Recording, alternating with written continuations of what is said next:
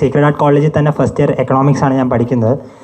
എൻ്റെ ചോദ്യം 2 പാർട്ടായിട്ടാണ്. ആദ്യത്തെ പാർട്ട് സാറ് തന്നെ അധികം നമ്മുടെ നിയമസഭയിൽ പറഞ്ഞിട്ടുള്ള ബ്രെയിൻ ഡ്രെയിനിനെ കുറിച്ച് നമ്മുടെ സംസ്ഥാനത്തുള്ള അതിനെ എങ്ങനെ ഒരു ഹൗ നിങ്ങളുടെ സർക്കാർ വരികയാണെങ്കിൽ ഹൗ അതിനെ അപ്രോച്ച് ചെയ്യും, അതിനെ കുറയ്ക്കാൻ നോക്കും എന്നാണ്.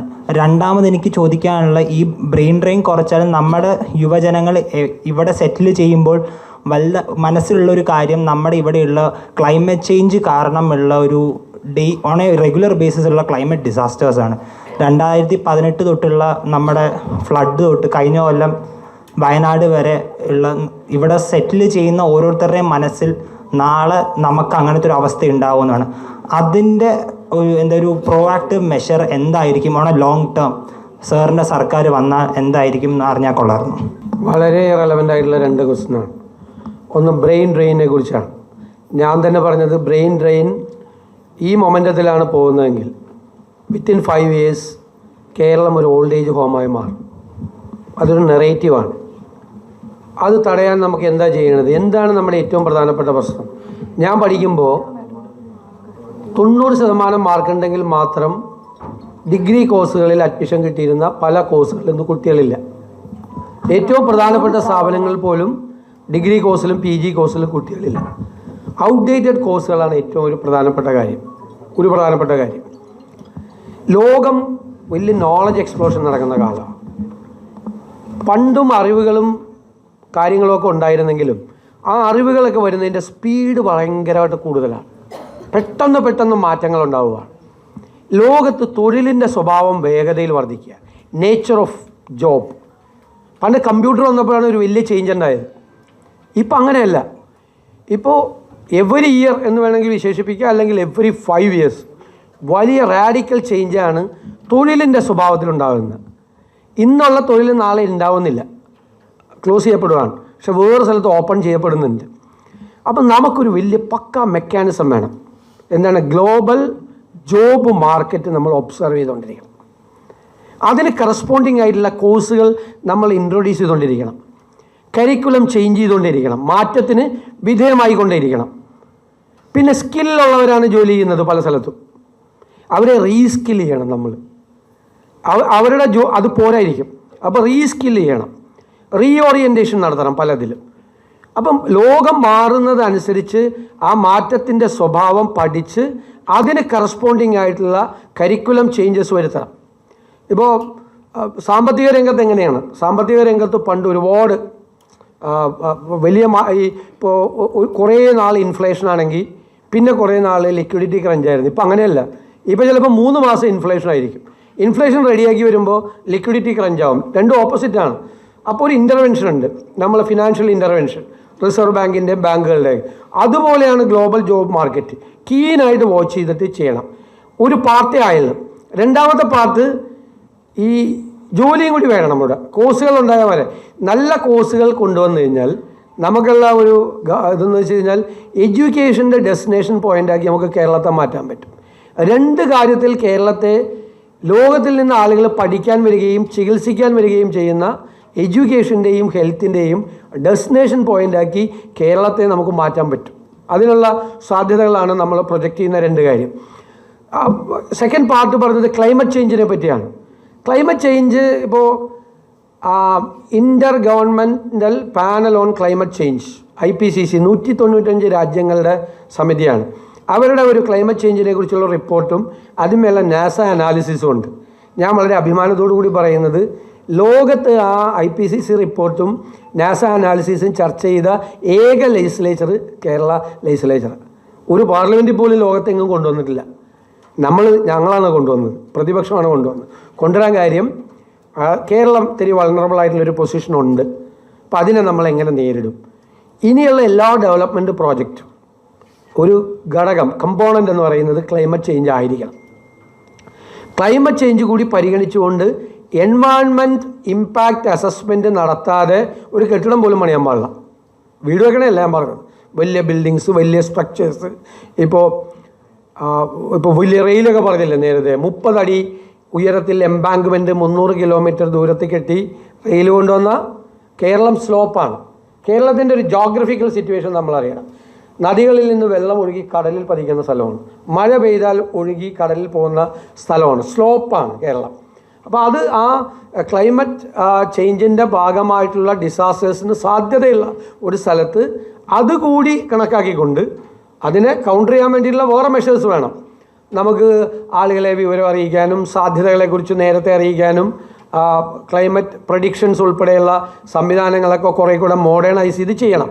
പക്ഷേ എല്ലാ ഡെവലപ്മെൻറ്റ് ആക്ടിവിറ്റിയും കേരളം ഇങ്ങനെ ഒരു ക്ലൈമറ്റ് ചേഞ്ചിൽ വൾണറബിളായി മാറുന്നൊരു സ്ഥലമാണ് എന്നുള്ളൊരു കൺസെപ്റ്റ് നമ്മുടെ മനസ്സിലുണ്ടാകണം. ഇത് രണ്ടും ഈ ബ്രെയിൻ ഡ്രെയിനെ കുറിച്ച് പറഞ്ഞതും ക്ലൈമറ്റ് ചേഞ്ചിനെ കുറിച്ച് പറഞ്ഞതും വളരെ പ്രധാനപ്പെട്ട കൺസേൺ ആയിട്ട് വളരെ ഗൗരവത്തോടു കൂടി ചർച്ച ചെയ്യപ്പെടേണ്ട കാര്യം. എൻ്റെ ചോദ്യം എന്ന് പറയുന്നത്, നമ്മുടെ അഭ്യസ്ത വിദ്യരായിട്ടുള്ള യൂത്തിൻ്റെ ഇടയിൽ കുറേ നാളുകളായിട്ട് നമ്മൾ കണ്ടുവരുന്ന ഒരു ട്രെൻഡാണ് മൈഗ്രേഷൻ എന്ന് പറയുന്നത്. ഇപ്പോൾ കുറച്ച് വർഷങ്ങളായിട്ട് റിവേഴ്സ് മൈഗ്രേഷൻ, അതായത് അവർ പോകുന്ന കൺട്രീസിൽ പല പോളിസീസ് കാരണം അവർ തിരിച്ചു വരുന്ന ഒരു കണ്ടീഷനുമുണ്ട്. ഇത് രണ്ടും പാരലലി നടക്കുന്നുണ്ടെങ്കിലും റിവേഴ്സ് മൈഗ്രേഷൻ കഴിഞ്ഞ് വരുന്ന നമ്മുടെ യൂത്ത് ഇവിടെ നിൽക്കാൻ ആഗ്രഹിക്കുന്നില്ല. അവൾ ഒന്നെങ്കിൽ മറ്റേതെങ്കിലും കൺട്രീസിലേക്ക് പോകാൻ, അല്ലെങ്കിൽ മറ്റേതെങ്കിലും സംസ്ഥാനങ്ങളിലേക്ക്, ഇപ്പോൾ ഡൽഹിയിലേക്കോ ഹൈദരാബാദിലേക്കോ അങ്ങനെയുള്ള സംസ്ഥാനങ്ങളിലേക്ക് പോകാനാണ് അവർ ആഗ്രഹിക്കുന്നത്. അപ്പോൾ ഇതിനൊരു റീസൺ ആയിട്ട് സാർ കാണുന്നത് എന്താ, അല്ലെങ്കിൽ ഇതിൻ്റെ ഒരു സൊല്യൂഷൻ എന്തായിരിക്കും? ഞാൻ രണ്ട് കാര്യം പറഞ്ഞല്ലോ. ഒന്ന്, അവരെ എക്യുപ്പ് ചെയ്യാനുള്ള സംവിധാനം നമുക്ക് വേണം. പുറത്തൊന്നും പോയി പഠിക്കണ്ട. ഇവിടെ തന്നെ ലോകത്തിലെ ഏത് ജോലിയും നേടിയെടുക്കാൻ വേണ്ടിയിട്ടുള്ള ആ സ്കില്ല് അവർക്ക് ഉണ്ടാക്കിയെടുക്കുക. എഡ്യൂക്കേഷണൽ സ്കില്ലാണെങ്കിലും അല്ലാതെയുള്ള ബാക്കിയുള്ള കാര്യങ്ങളാണെങ്കിലും പ്രാക്ടിക്കലായിട്ടുള്ള സംഭവമാണെങ്കിലും നമുക്ക് ഇവിടെ തന്നെ അവർക്ക് പ്രൊവൈഡ് ചെയ്യാൻ പറ്റണം. രണ്ടാമത്തെ പ്രശ്നം, അവർക്കുള്ള ജോലി സാധ്യതകൾ ഇവിടെ നമ്മൾ വർദ്ധിപ്പിക്കണം. കേരളത്തിൻ്റെ അഡ്വാൻറ്റേജസ് എന്താണ്? കേരളത്തിൽ ചില പ്രത്യേകതകളുണ്ട്. ഞാൻ അവസാനം കൺക്ലൂഡ് ചെയ്യുമ്പോൾ പറയാം. ചില പ്രത്യേകതകളുണ്ട്. നമുക്ക് ചില ഡിസഡ്വാൻറ്റേജസ് ഉണ്ട്. ഡിസഡ്വാൻറ്റേജ് എന്താ? നമുക്ക് ഭയങ്കര ഡെൻസിറ്റി ഓഫ് പോപ്പുലേഷനാണ്. ഇപ്പോൾ വടക്കേന്ത്യൻ സംസ്ഥാനങ്ങളിലോ തമിഴ്നാട്ടിലോ കർണാടകത്തിൽ നിന്ന് പോയാൽ ഇതുപോലെ കേരളത്തിൽ സത്യം പറഞ്ഞാൽ ഒരു റൂറൽ ഏരിയ ഇല്ല. The entire Kerala is A city അല്ലേ? യാത്ര ചെയ്താൽ മറ്റേടത്തൊക്കെ നമ്മൾ 20 കിലോമീറ്റർ 25 കിലോമീറ്റർ യാത്ര ചെയ്യുമ്പോഴാണ് ഒരു ഗ്രാമം കാണുന്നത്. Entire Kerala is A city. Density of population is too much. അപ്പം നമുക്ക് അതനുസരിച്ച് നമ്മുടെ അഡ്വാൻറ്റേജും ഡിസഡ്വാൻറ്റേജും അനുസരിച്ചാണ് നമുക്ക് പ്രോജക്റ്റുകൾ കൊണ്ടുവരാൻ പറ്റുള്ളൂ. പക്ഷേ കേരളത്തിൽ കൊണ്ടുവരാൻ പറ്റുന്ന ഡ്രീമി ആയിട്ടുള്ള ഇഷ്ടംപോലെ പ്രോജക്റ്റുകളുണ്ട്. അത് ഞാൻ പിന്നീട് എക്സ്പ്ലെയിൻ ചെയ്യാം. നിങ്ങളുടെ ചോദ്യത്തിൽ വന്നില്ലെങ്കിൽ ഞാൻ കൺക്ലൂഡ് ചെയ്യുമ്പോൾ അത് പറയാം. എൻ്റെ പേര് അബിൻ ബാബു. ഞാൻ ഇഗ്നോയുടെ ഡിസ്റ്റൻറ്റ് എഡ്യൂക്കേഷൻ പെർസ്യൂ ചെയ്യുന്ന ആളാണ്. ഓക്കെ, ഒപ്പം ഞാൻ ഒരു IT പ്രൊഫഷനും കൂടെയാണ്. സോ എൻ്റെ ക്വസ്റ്റ്യൻ ഒബ്വിയസ്ലി IT പ്രൊഫഷനുമായിട്ട് ബന്ധപ്പെട്ട ഒരു ക്വസ്റ്റ്യനാണ്. ഏറ്റവും കൂടുതൽ ഇവിടെ നിലവിൽ ഇപ്പോൾ may be particularly in Ernakulam, ഇപ്പോൾ ഈ പറഞ്ഞ കൊച്ചി ഇൻഫോ പാർക്കിൽ IT പ്രൊഫഷണൽസിൻ്റെ വി ഹാവ് മൾട്ടിപ്പിൾ ഓപ്പർച്യൂണിറ്റീസ്. പക്ഷേ ഞാൻ കണ്ടുവരുന്ന ഏറ്റവും കൂടുതൽ ഇഷ്യൂ, അതായത് ഇവിടുത്തെ യൂത്തിൻ്റെ ഇടയിൽ കണ്ടുവരുന്ന ഏറ്റവും വലിയ ഇഷ്യൂ എന്ന് വെച്ച് കഴിഞ്ഞാൽ they are facing Leh of in majority of the companies. അതായത് അവരിന്ന് കയറും ഒരു നവംബർ ഡിസംബർ ജാനുവരി ടൈം ആകുമ്പോഴേക്കും അവർക്കൊരു പേടിയാണ് അവർ ജോലി എപ്പോൾ പോവും എന്നുള്ളതിനെ പറ്റി അവർക്ക് വ്യാപകമായിട്ടൊരു കൺസേൺ അവരുടെ മനസ്സിലുണ്ട്, ഇൻക്ലൂഡിങ് മീ, എൻ്റെ കാര്യത്തിലാണെങ്കിലും. അപ്പോൾ ഈ പറഞ്ഞ രീതിയിൽ അപ്പോൾ ഒരു 15-20 കൊല്ലമായിട്ട് വർക്ക് ചെയ്യുന്ന എംപ്ലോയീസിന് വരെ അവർ ഒരു ക്രൈറ്റീരിയം ഇല്ലാണ്ട് പറഞ്ഞു വിടുന്ന ഞാൻ കണ്ടിട്ടുണ്ട്. അപ്പോൾ അങ്ങനെ ഒരു കൊഴിഞ്ഞുപോക്ക് അല്ലെങ്കിൽ അങ്ങനെ പറഞ്ഞു വിടുന്നതിന് ഒരു ക്രൈറ്റീരിയ വെക്കേണ്ടതല്ലേ? അതിനൊരു നിയമനിർമ്മാണം വരേണ്ടതല്ലേ? കാരണം ഒരു 5 വർഷത്തിൽ കൂടുതൽ ഒരു പെർട്ടിക്കുലർ കമ്പനിയിൽ ഒരാൾ വർക്ക് ചെയ്യുമ്പോൾ അവന് അതിനൊരു ജോബ് സെക്യൂരിറ്റി കൊടുക്കേണ്ടതല്ലേ? കാരണം ഇവിടെ എപ്പോഴും ഗവൺമെന്റ് ജോബ്സ് മാത്രം നമുക്ക് പ്രിഫർ ചെയ്യാൻ പറ്റില്ല. Obviously we are having private job. So അതിനൊരു ജോബ് സെക്യൂരിറ്റിക്ക് ഒരു പെർട്ടിക്കുലർ നിയമനിർമ്മാണം താങ്കളുടെ മനസ്സിലുണ്ടോ? അതായിരുന്നു എൻ്റെ one of the main question. Thank you. I am a trade unionist. I totally agree with you. കാരണം ഈ മറ്റ് സ്ഥാപനങ്ങളിലൊന്നും ഇതുപോലെ ഫയർ ചെയ്യാൻ പറ്റില്ല. ഫയർ ചെയ്യണം എന്നുള്ള വാക്കാണ് ഉപയോഗിക്കുന്നത്. ഈ പാൻഡമിക് സിറ്റുവേഷൻ്റെ കാലത്ത് ബോംബെയിലെ ഒരു പ്രധാനപ്പെട്ട സ്ഥാപനങ്ങളിലൊക്കെ അവർ രാവിലെ ജോലിക്ക് ചെല്ലുവാണ്. ഞാൻ ഏത് സ്ഥാപനമെന്നൊന്നും പറയില്ല, നിങ്ങൾക്ക് അറിയാവുന്ന സ്ഥാപനമാണ്. ചെല്ലുമ്പോൾ ഈ പോക്കറ്റിലെ കാർഡ് ഇട്ടാണ് തുറയുന്നില്ല. അപ്പോൾ അവിടെ ഇരിക്കുന്ന സെക്യൂരിറ്റിക്കാരനോട് ചോദിച്ചു, അയാൾക്കറിയില്ല. അപ്പോൾ അകത്തേക്ക് വിളിച്ച് ചോദിച്ചു ഫോൺ ചെയ്തിട്ട്, എന്താണ് എൻ്റെ കാർഡ് വർക്ക് ചെയ്യുന്നില്ല? അപ്പോൾ പറഞ്ഞു, നിങ്ങളെ പറഞ്ഞു വിട്ടെന്നവർ. നിങ്ങളെ പറഞ്ഞു വിട്ടു, ജോലി പോയി. അപ്പോൾ ഇതിൻ്റെ അകത്തുള്ള പ്രശ്നം, ഈ പണ്ഡിറ്റ് നെഹ്റുവിൻ്റെ കാലം മുതൽ ഇന്ത്യയിലുണ്ടാകുന്ന പാർലമെൻറ്റിലുണ്ടാകുന്ന എല്ലാ ലേബർ ലെജിസ്ലേഷനും ലേബർ നിയമങ്ങളെല്ലാം തൊഴിലാളികളുടെ എക്സ്പ്ലോയിറ്റേഷനിൽ നിന്ന് രക്ഷിക്കുന്നതിന് വേണ്ടി, മുതലാളിത്തത്തിൻ്റെ ചൂഷണത്തിൽ നിന്ന് രക്ഷിക്കുന്നതിന് വേണ്ടിയിട്ടുള്ള പ്രൊട്ടക്ഷനായിരുന്നു. അവർക്ക് ന്യായമായ കൂലി, ന്യായമായ ജോലി, തൊഴിൽ സുരക്ഷിതത്വം, ജോബ് സെക്യൂരിറ്റി, ഇതെല്ലാം ഇപ്പം നിങ്ങൾ നോക്കിയാൽ മതി. Bonus act, industrial dispute act, workmen's compensation act, ഇങ്ങനെ അന്ന് നമുക്ക് ഏത് സ്റ്റേറ്റിലും സെൻട്രലിലും പാർലമെൻറ്റിലും ഏത് ലേബർ നിയമം വന്നാലും എല്ലാവർക്കും അറിയാം അത് ലേബർ ലീനിയൻ്റാണ്, തൊഴിലാളിയെ പ്രൊട്ടക്റ്റ് ചെയ്യുന്നതിന് വേണ്ടിയിട്ടാണ്. അൺഫോർച്ചുനേറ്റ്ലി ഇപ്പോൾ വരുന്ന നിയമങ്ങളെല്ലാം ഈ 8 മണിക്കൂർ ജോലി ഉണ്ടല്ലോ, അതൊക്കെ വലിയ ഫൈറ്റ് ചെയ്ത് നേടിയെടുത്താണ് ലോകത്തെ എല്ലായിടത്തും. അതിനെ 12 മണിക്കൂർ ആക്കാൻ പറ്റുമോ എന്നാണ് ഇപ്പോൾ അന്വേഷിച്ചുകൊണ്ടിരിക്കുന്നത്. 8 മണിക്കൂർ ജോലി 12 മണിക്കൂർ, അതായത് മാക്സിമം എക്സ്പ്ലോയിറ്റേഷനാണ് ഇപ്പോൾ ചെയ്യുന്നത്. ഇപ്പോൾ വരുന്ന ലേബർ ലോസ് ലേബേഴ്സിനെ പ്രൊട്ടക്റ്റ് ചെയ്യാനല്ല, കോർപ്പറേറ്റുകളെ പ്രൊട്ടക്റ്റ് ചെയ്യാൻ വേണ്ടിയിട്ടാണ്. അത് കേന്ദ്ര തലത്തിലും സംസ്ഥാന തലത്തിലും ആ നിയമങ്ങൾ ഉണ്ടാകണം. ഞാൻ അതിനോട് പൂർണ്ണമായി യോജിക്കുകയാണ്. എപ്പോഴും ഒരു തൊഴിൽ സുരക്ഷിതത്വം ഉണ്ടാകണം. അതിന് വേണ്ടിയിട്ട് ശ്രമിക്കും തീർച്ചയായിട്ടും. Good afternoon sir. ഞാൻ മുഹമ്മദ് നൗഫൽ, കോഴിക്കോട് മർക്കസ് സ്ഥാപനത്തിൽ നിന്നാണ് വരുന്നത്. അങ്ങനെ ഇതുപോലെ ഒരിടയ്ക്ക് ഒരു അഭിമുഖത്തിൽ കാണുകയാണ്, ഞങ്ങൾ ചരിത്രത്തെ സ്നേഹിക്കുന്ന, ചരിത്രത്തിനെ വായിക്കുന്ന, ഇഷ്ടപ്പെടുന്ന വ്യക്തിയാണ്. കേരളത്തിലെ പൊതുവിദ്യാഭ്യാസത്തിലെ സംവിധാനത്തിലെ സിലബസിനെ കുറിച്ചിട്ടാണ് നമ്മുടെ ചോദ്യം. അതായത് ഇപ്പോൾ നൂൽപ്പാലത്തിലാണ് നമ്മുടെ ചരിത്ര സത്യങ്ങൾ കിടക്കുന്നത്. ഇപ്പോൾ PM ശ്രീ പദ്ധതി സമ്മർദ്ദത്തിൻ്റെ ഭാഗമായി, ഇന്നിപ്പോൾ റിപ്പബ്ലിക് ഡേ ആണ്, ഫെഡറൽ സംവിധാനത്തിൽ കേരളം ഒരു ഭരണ സംവിധാനത്തിൽ നീങ്ങുമ്പോൾ സമ്മർദ്ദത്തിൻ്റെ ഭാഗമായിക്കൊണ്ട് ചിലത് അഡോപ്റ്റ് ചെയ്യേണ്ട അവസ്ഥ വരികയാണ്. അതിൻ്റെ ഉള്ളിലൂടെ പലതും കടന്നു കയറുന്നുണ്ട്. നൂൽപ്പാലത്തിലൂടെ നടക്കുന്ന ചില ചരിത്ര വിശദാംശങ്ങളുണ്ട്. ഉദാഹരണത്തിന് മലബാർ ലഹള എന്നുള്ളത് കലാപമായി മാറ്റുന്നൊരവസ്ഥ. മലബാർ റിവോൾട്ട് ഒരു 2 സ്പെല്ലിങ് മാറ്റിക്കഴിഞ്ഞാൽ റൈറ്റായി മാറി, പിന്നെ അതിൻ്റെ പശ്ചാത്തലം തന്നെ മാറി. ഈ രീതിയിൽ സമ്മർദ്ദങ്ങൾ വരുന്ന സന്ദർഭത്തിൽ മുട്ടുമടക്കി, അതായത് കീഴ്പ്പെടേണ്ട അവസ്ഥ വരുമ്പോൾ ഏത് രീതിയിൽ ഭരണഘടനയ്ക്ക് കാവൽ നിൽക്കുന്ന പോലെ കേരളത്തിൻ്റെ ഈ ചരിത്രത്തെ വരും തലമുറക്കൊക്കെ കാവൽ നിന്നുകൊണ്ട് അതേ രീതിയിൽ തന്നെ നിലനിർത്തി പോരാൻ പറ്റുമെന്ന് എന്തുറപ്പാണ് ഞങ്ങൾക്ക് തരാൻ സാധിക്കുക? അതായത് ചരിത്രത്തെ ഏകാധിപതികളായ ഭരണാധികാരികൾ, ഫാസിസ്റ്റുകൾ, ചരിത്രത്തിൽ അവരെങ്ങനെയാണ് അടയാളപ്പെടുത്തിയിട്ടുള്ളത്? അവർ ചരിത്രം, ഓരോ രാജ്യങ്ങളുടെയും ചരിത്രം ഇല്ലാതാക്കി ആ ചരിത്രം അവരുടെ ചരിത്രമാക്കി മാറ്റാനാണ് ശ്രമിച്ചിട്ടുള്ളത്. എപ്പോഴും ചരിത്രത്തെ വികലമാക്കാനാണ് ശ്രമിച്ചിട്ടുള്ളത്. ഇപ്പോൾ first half of 20th century ലോകത്തെ ഏറ്റവും കൂടുതൽ കുഴപ്പങ്ങൾ നടന്ന സമയമാണ്. ഏറ്റവും ഏകാധിപതികളായ ഭരണാധികാരികൾ ഭരിച്ചിരുന്ന കാലമാണ്. 2 ലോക മഹായുദ്ധങ്ങളുണ്ടായിരുന്ന കാലമാണ്, അല്ലേ? ഹിറ്റ്ലറിന് ഗീബൽസിനെ പോലുള്ളൊരു പ്രൊപ്പഗാൻഡ മിനിസ്റ്റർ ഉണ്ടായിരുന്നു. ഗീബൽസ് നിങ്ങൾ കേട്ടിട്ടില്ലേ? കുട്ടികൾ കേട്ടിട്ടുണ്ടല്ലോ. ഗീബൽസ് പ്രൊപ്പഗാൻഡ മിനിസ്റ്ററായിരുന്നു. അദ്ദേഹം ഡിസേബിൾഡ് ആയിരുന്നു. അപ്പോൾ അദ്ദേഹം പറഞ്ഞത് ജർമ്മനിയും ഫ്രാൻസും തമ്മിലുള്ളൊരു യുദ്ധത്തിൽ അദ്ദേഹത്തെ തടവുകാരനായി പിടിച്ചു. എന്നിട്ട് ജയിൽ മുറിക്കകത്ത് വെച്ച് ടോർച്ചർ ചെയ്തു. ജയിലിൻ്റെ ഈ വാതിലിന് അടിയിലൂടെ വലിച്ചപ്പോഴാണ് അദ്ദേഹം ഡിസേബിൾഡ് ആയതെന്ന്. അപ്പോൾ ഒരു സിമ്പതി വരില്ലേ? നമ്മുടെ രാജ്യത്തിന് വേണ്ടി യുദ്ധം ചെയ്ത് ശത്രു രാജ്യത്തിൻ്റെ തടവറകളിൽ വെച്ച് പീഡിപ്പിക്കപ്പെട്ട് ഡിസേബിൾഡ് ആയ ഒരാളാണ്. സത്യത്തിൽ അതൊരു നുണയായിരുന്നു. ഇദ്ദേഹം ജന്മനാ ഡിസേബിൾഡ് ആയിരുന്നു. അദ്ദേഹത്തിൻ്റെ പ്രത്യേക രീതി എന്താണ്? ഒരു നുണ 1000 പ്രാവശ്യം പറഞ്ഞാൽ അത് സത്യമായി മാറുമെന്നാണ്. അന്ന് ഗീബൽസ് ചെയ്തിരുന്ന ജോലി ഇപ്പോഴും PR ഏജൻസിയിൽ ചെയ്തുകൊണ്ടിരിക്കുകയാണ് നമ്മുടെ രാജ്യത്ത്. സെയിം പണി, അതിനേക്കാൾ കുറച്ചുകൂടി പ്രൊഫഷണലായിട്ട് ഇന്ന് സൗകര്യങ്ങളൊക്കെ കൂടുതലുള്ളതുകൊണ്ട് ചെയ്തുകൊണ്ടിരിക്കുക എന്നുള്ളതാണ്. ഇവർ എപ്പോഴും ആദ്യം ചെയ്യുന്നത് ഹിസ്റ്ററിയിലേക്ക് നുഴഞ്ഞു കയറുക. ഇപ്പോൾ മഹാത്മാഗാന്ധി ചരിത്രത്തിൽ നിന്ന് മാറ്റാൻ നോക്കുകയാണ്. ജവഹർലാൽ നെഹ്റു ചരിത്രത്തിൽ നിന്ന് മാറ്റാൻ നോക്കുകയാണ്. അത് ലോകത്തെ എല്ലാ രാജ്യങ്ങളിലും ആ പ്രോസസ്സ് നടക്കുന്നുണ്ട്. പക്ഷേ ചരിത്രം നിലനിൽക്കുക തന്നെ ചെയ്യും. ചരിത്രത്തെ വികലമാക്കാനും വളച്ചൊടിക്കാനുമുള്ള ഏത് ശ്രമത്തെയും ജനാധിപത്യത്തെ പ്രൊട്ടക്റ്റ് ചെയ്യാൻ വേണ്ടിയിട്ടുള്ള, ഭരണഘടനാ മൂല്യങ്ങളെ പ്രൊട്ടക്റ്റ് ചെയ്യാൻ വേണ്ടിയിട്ടുള്ള സമരത്തിൻ്റെ ഭാഗമാക്കി അതിനെ മാറ്റും, അതിനെ നിലനിർത്തുകയും ചെയ്യാനുള്ള പോരാട്ടം. അതിലൊരു വിട്ടുവീഴ്ചയില്ല, ഒരു കോംപ്രമൈസും അതിനകത്തില്ല. നമ്മൾ വിചാരിക്കേണ്ടത് ഏകാധിപതികളായ ഭരണാധികാരികളെല്ലാം ഭീരുക്കളായിരുന്നു, ഭയങ്കര പേടിയായിരുന്നു. രാത്രി അവർ കിടക്കാൻ പോകുമ്പോൾ വാതിലിൻ്റെ കുളത്തൊക്കെ നന്നായിട്ട് അവർ തന്നെ നോക്കും, ഇട്ടിട്ടുണ്ടാകുന്നു. ജനലിൻ്റെ കൊളുത്ത് വീണിട്ടുണ്ടാകുന്ന നോക്കും. എന്നിട്ട് കാട്ടിലുമ്പോൾ വന്നിരിക്കും. അപ്പോൾ വീണ്ടും സംശയം വരും, ശരിക്കും വീണിട്ടുണ്ടാകുന്നു കൊളുത്ത്. ഒന്നും നമ്മളൊക്കെ വീടിനകത്ത് കയറിയ കൊളുത്തിട്ടുണ്ടാകുന്ന പോലും നോക്കില്ല, കിടന്നുറങ്ങുള്ളൂ. ഇവരെന്നിട്ട് രാത്രി 1 മണിയാകുമ്പോൾ വീണ്ടും എഴുന്നേക്കും, എന്നിട്ട് വീണ്ടും സംശയമാണ് ആരെങ്കിലും കൊളുത്തിട്ടുണ്ടാകും. അങ്ങനെയുള്ള ഭീരുക്കളാണ്, അവരാണ് ഭീരുക്കൾ, നമ്മളല്ല. നമ്മൾ ധീരന്മാരാകേണ്ട ആളുകളാണ്, ധീരരായി ആകേണ്ട ആളുകളാണ്.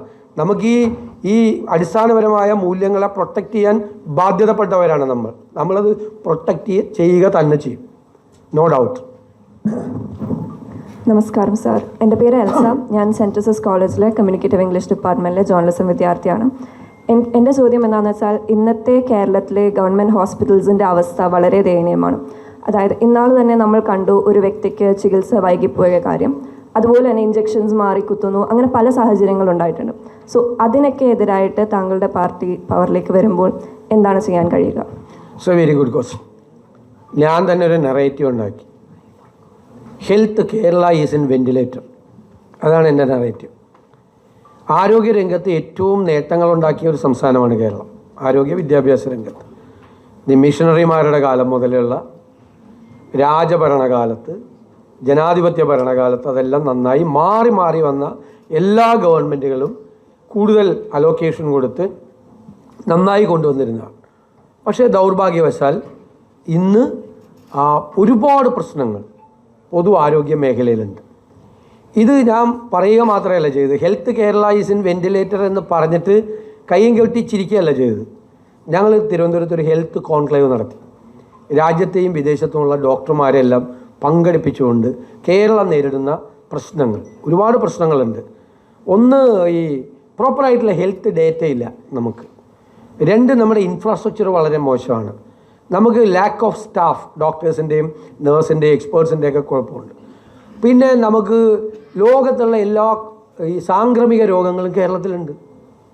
ജപ്പാൻ ജ്വരം മുതൽ എല്ലാ സാധനമുണ്ട് ലോകത്തിൽ. ഉഗാണ്ടയിലും അവിടെയൊക്കെയുള്ള എല്ലാ സാംക്രമിക രോഗങ്ങളും ഉള്ള ഒരു സംസ്ഥാനമാണ്. ഇഷ്ടംപോലെ വൈറസുകളുള്ള എല്ലാ കുഴപ്പമുള്ള സ്ഥലമാണ് കേരളം ഇപ്പോൾ. പിന്നെ നമ്മുടെ മെൻ്റൽ ഹെൽത്ത് വളരെ മോശമായിക്കൊണ്ടിരിക്കുകയാണ്. അങ്ങനെ ഒരുപാട് ഏരിയയുണ്ട്. അതിൽ വേറൊരു പ്രധാനപ്പെട്ട കാര്യം ഔട്ട് ഓഫ് പോക്കറ്റ് എക്സ്പെൻസ് എന്ന് പറയും. കാരണം ഒരു അസുഖം വന്നാൽ നമ്മുടെ പോക്കറ്റിൽ നിന്ന് ചിലവാകേണ്ട പണം അത് 70% ആണ്, ഹയ്യസ്റ്റ് ഇൻ ഇന്ത്യ. അതായത് 1 ലക്ഷം രൂപ ചിലവായ 70,000 രൂപ നമ്മുടെ കയ്യിലെടുക്കണം. തമിഴ്നാട് ഒരു 6-7 കൊല്ലം മുമ്പ് തമിഴ്നാട് 64%. തമിഴ്നാട് കഴിഞ്ഞ 7 കൊല്ലം കൊണ്ട് അത് 32% ചുരുക്കി കൊണ്ടുവന്നു. അപ്പോൾ പൊതു ആരോഗ്യ സംവിധാനങ്ങളെ മെച്ചപ്പെടുത്താൻ വേണ്ടിയിട്ടുള്ളൊരു ഹെൽത്ത് ഡോക്യുമെൻ്റ് അത് നമ്മൾ ഫെബ്രുവരിയിൽ നമ്മളത് ഡിക്ലെയർ ചെയ്യാം. ഈ ചോദ്യം ചോദിച്ചുകൊണ്ട് എനിക്കിതൊക്കെ പറയാൻ പറ്റുക. Thank you. മാത്രമല്ല, ആ ഹെൽത്ത് ഡോക്യുമെൻറ്റിൽ നമ്മൾ ഫസ്റ്റ് ഫേസിൽ നമ്മുടെ ഔട്ട് ഓഫ് പോക്കറ്റ് എക്സ്പെൻസ് പകുതിയാക്കി കുറച്ച് കൊണ്ടുവരും. ഇൻഫ്രാസ്ട്രക്ചർ നമ്മൾ ഡെവലപ്പ് ചെയ്യും. കുറച്ച് ക്രോസ് സബ്സിഡി ചെയ്യണം. ഇപ്പം ഞാൻ ഉദാഹരണം, MRI സ്കാൻ, CT സ്കാനൊക്കെ വലിയ പൈസയാണ്. നമുക്ക് ചില സെൻറ്റേഴ്സ് ഉണ്ടാക്കണം. നമുക്ക് CSR വെച്ച് ഗവൺമെൻറ്റിന് സെൻറ്റേഴ്സ് ഉണ്ടാക്കാൻ പറ്റും. 10,000 രൂപയുടെ ഒരു സ്കാൻ 5,000 രൂപയ്ക്ക് നമുക്ക് ചെയ്തു കൊടുക്കുക. പാവപ്പെട്ടവന് ഫ്രീ ആയിട്ടും ചെയ്തു കൊടുക്കുക. ഈ 5,000 രൂപയുടെ ക്രോസ് സബ്സിഡി നമുക്ക് കൊടുത്ത് ചെയ്യാൻ പറ്റും. അപ്പോഴാണ് നമ്മൾ ഈ ഔട്ട് ഓഫ് പോക്കറ്റ് എക്സ്പെൻസ് സാധാരണക്കാർക്ക് നന്നായിട്ട് കുറയണം. കുറേ കൂടി ഇൻഷുറൻസ് കവേർഡ് ആവണം. ഇപ്പോൾ പാശ്ചാത്യ രാജ്യങ്ങളിലൊക്കെ 99% ഇൻഷുറൻസ് കവേർഡാണ്. നമ്മുടെ ഇൻഷുറൻസ് കവറേജ് എത്രയാണെന്നറിയാം? 15% ആണ്. അതിപ്പോൾ ഈ IT-യിലൊക്കെ വർക്ക് ചെയ്യുന്ന ആളുകൾക്കൊക്കെ കുറേ IT-കാരുള്ളതുകൊണ്ട് രക്ഷപ്പെട്ടിരിക്കണ അവരുടെ പേരൻസും മറ്റ് കാര്യങ്ങളൊക്കെ. അല്ലെങ്കിൽ വളരെ മോശം കവറേജാണ് കേരളത്തിൽ. ഇന്ത്യയിൽ മൊത്തം അതെ, കേരളത്തിലും വളരെ മോശമായിട്ടുള്ള കവറേജാണ്. അപ്പം നമുക്കൊരു വലിയ ഹെൽത്ത് ഡോക്യുമെൻറ്റ് ഞാൻ നേരത്തെ പറഞ്ഞതുപോലെ ഹെൽത്തിൻ്റെ ഡെസ്റ്റിനേഷൻ ആക്കാം. എനിക്കൊരു ഐഡിയ കിട്ടി. ഞാൻ സൽമാൻ റുഷ്ദിയുടെ നൈഫ് എന്ന് പറയുന്ന ഒരു പുസ്തകം വായിച്ചു. അതിൽ സൽമാൻ റുഷ്ദി 75 വയസ്സുകാരനെ ഒരു 26 വയസ്സുകാരൻ 10-20 കുത്തി. കണ്ണ്, കഴുത്ത്, നെഞ്ച്, ചെസ്റ്റ് എല്ലായിടത്തും കുത്തി, അബ്ഡോമൻ എല്ലായിടത്തും കുത്തി. അയാൾ മരിച്ചെന്ന് വിചാരിച്ച് വീണു. പിന്നെ അയാളൊരു ചോപ്പറിൽ എടുത്തുകൊണ്ട് പോയി അയാളെ ട്രീറ്റ് ചെയ്ത് അയാൾ സർവൈവ് ചെയ്തു. പക്ഷേ അയാൾക്ക് എണീറ്റ് നടക്കാൻ വയ്യ. ഇവിടെയാണെങ്കിലോ അയാൾ ജീവിതകാലം മുഴുവൻ ബെഡ് റിഡനായി കിടക്കും. പക്ഷേ ഈ വെസ്റ്റിൽ റീഹാബ് സെൻറ്റേഴ്സ് ഉണ്ട്. ആ റീഹാബ് സെൻറ്റേഴ്സിൽ കൊണ്ടുപോയി ട്രീറ്റ് ചെയ്ത് ആളിപ്പോൾ എണീറ്റിടുന്നാണ് ഈ പുസ്തകം എഴുതിയത്. അവിടെയാണ് ഞാൻ റീഹാബ് സെൻറ്ററുകളെ കുറിച്ച് അന്വേഷിക്കാൻ പോയത്. നമുക്ക് അസാമാന്യമായ സാധ്യതയുണ്ട്. നമുക്ക് ഹോളിസ്റ്റിക് മെഡിസിൻ ആക്കാം. നമ്മുടെ ആയുർവേദത്തെയും അലോപ്പതിയെല്ലാം മിക്സ് ചെയ്തിട്ട് അപ്പം നമുക്ക് GCC നിന്ന് വരും, തേർഡ് വേൾഡ് കൺട്രീസിൽ നിന്ന് വരും, ഈവൻ യൂറോപ്പിൽ നിന്ന് വരെ ആളുകൾ ചികിത്സയ്ക്കായി കേരളത്തിൽ വരും. കേരളത്തിൻ്റെ ട്രോപ്പിക്കൽ ക്ലൈമറ്റ് പ്രയോജനപ്പെടുത്തിക്കൊണ്ട് നമുക്ക് ഹെൽത്തിലും എഡ്യൂക്കേഷനിലും നമ്മൾ കേരളത്തെ ഡെസ്റ്റിനേഷൻ പോയിന്റ്, ഒരുപാട് തൊഴിൽ സാധ്യതകളും വരും. നേരത്തെ പറഞ്ഞല്ല, മോൻ ആദ്യത്തെ ചോദ്യം ചോദിച്ചപ്പോൾ പറഞ്ഞില്ലേ, നമുക്ക് ജോബ് ഓപ്പർച്യൂണിറ്റീസ് ഉണ്ടാക്കാൻ വേണ്ടിയിട്ടുള്ള കുറേ നമ്മുടെ ആശയങ്ങളിൽ അതിൽ 2 പ്രധാനപ്പെട്ട കാര്യമാണ് health, education. Good afternoon, sir. My name is Aisha. I am a communication and journalism student from St. Teresa's. എനിക്ക് ഒരു ബേസിക് ക്വസ്റ്റ്യനാണ് ചോദിക്കാനുള്ളത്. I have noticed that many people, especially the youth, since the conversation is about youth, അവർ എന്താ പറയുക, ഇപ്പോൾ the conversation of politics, everybody is apolitical, especially the young generation.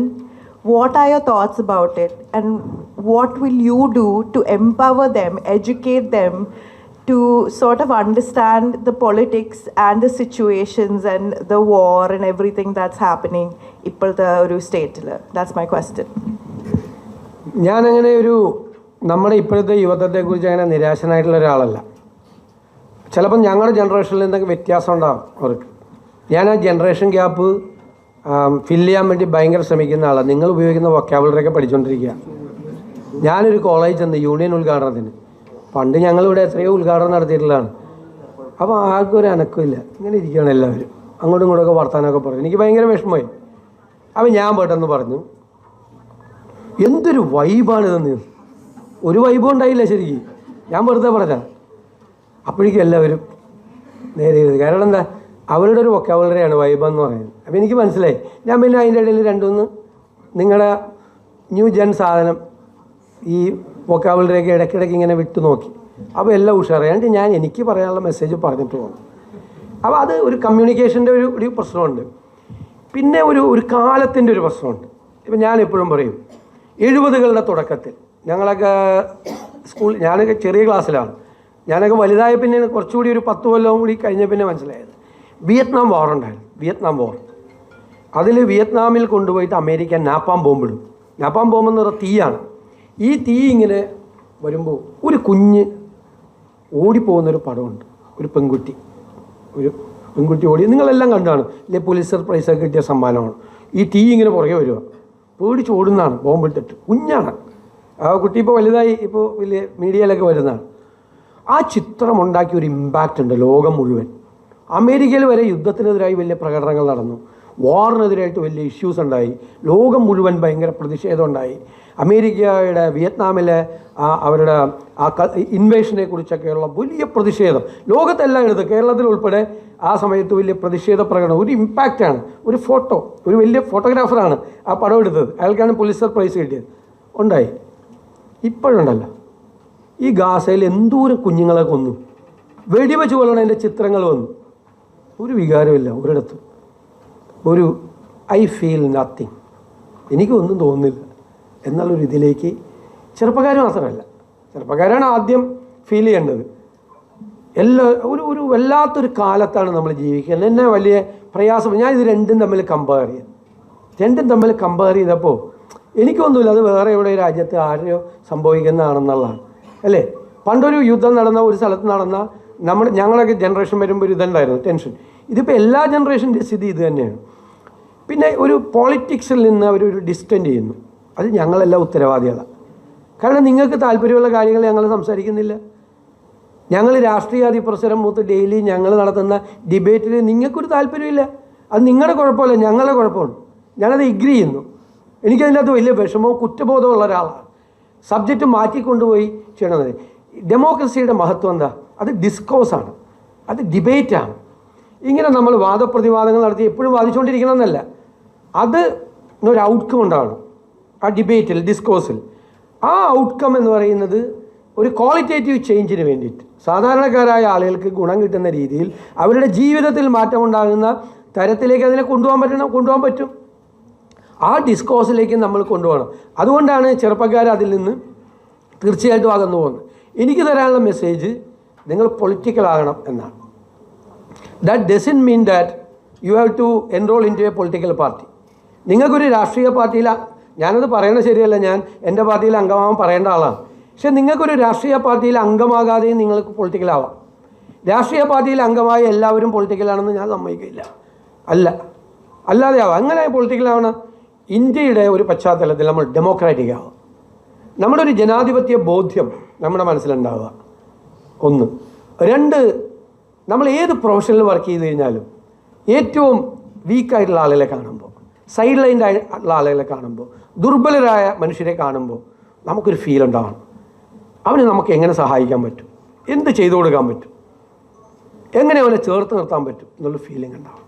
3, നേരത്തെ പറഞ്ഞ ചോദ്യം വീണ്ടും, നമ്മൾ എൻവയൺമെൻറ്റ് ഫ്രണ്ട്ലി ആകണം. ഈ ക്ലൈമറ്റ് ചേഞ്ചിൻ്റെ കാലത്ത് നമ്മൾ എൻവയൺമെൻറ്റ് ഫ്രണ്ട്ലി ആകണം. പിന്നെ നമ്മളെ ജെൻഡർ ജസ്റ്റിസിനൊക്കെ വേണ്ടിയിട്ട് നമ്മൾ വാദിക്കണം. നമ്മൾ പൊളിറ്റിക്കലി ഇൻകറക്റ്റായിട്ടുള്ള വാക്കുകളൊന്നും ഉപയോഗിക്കാതിരിക്കാൻ ശ്രദ്ധിക്കണം.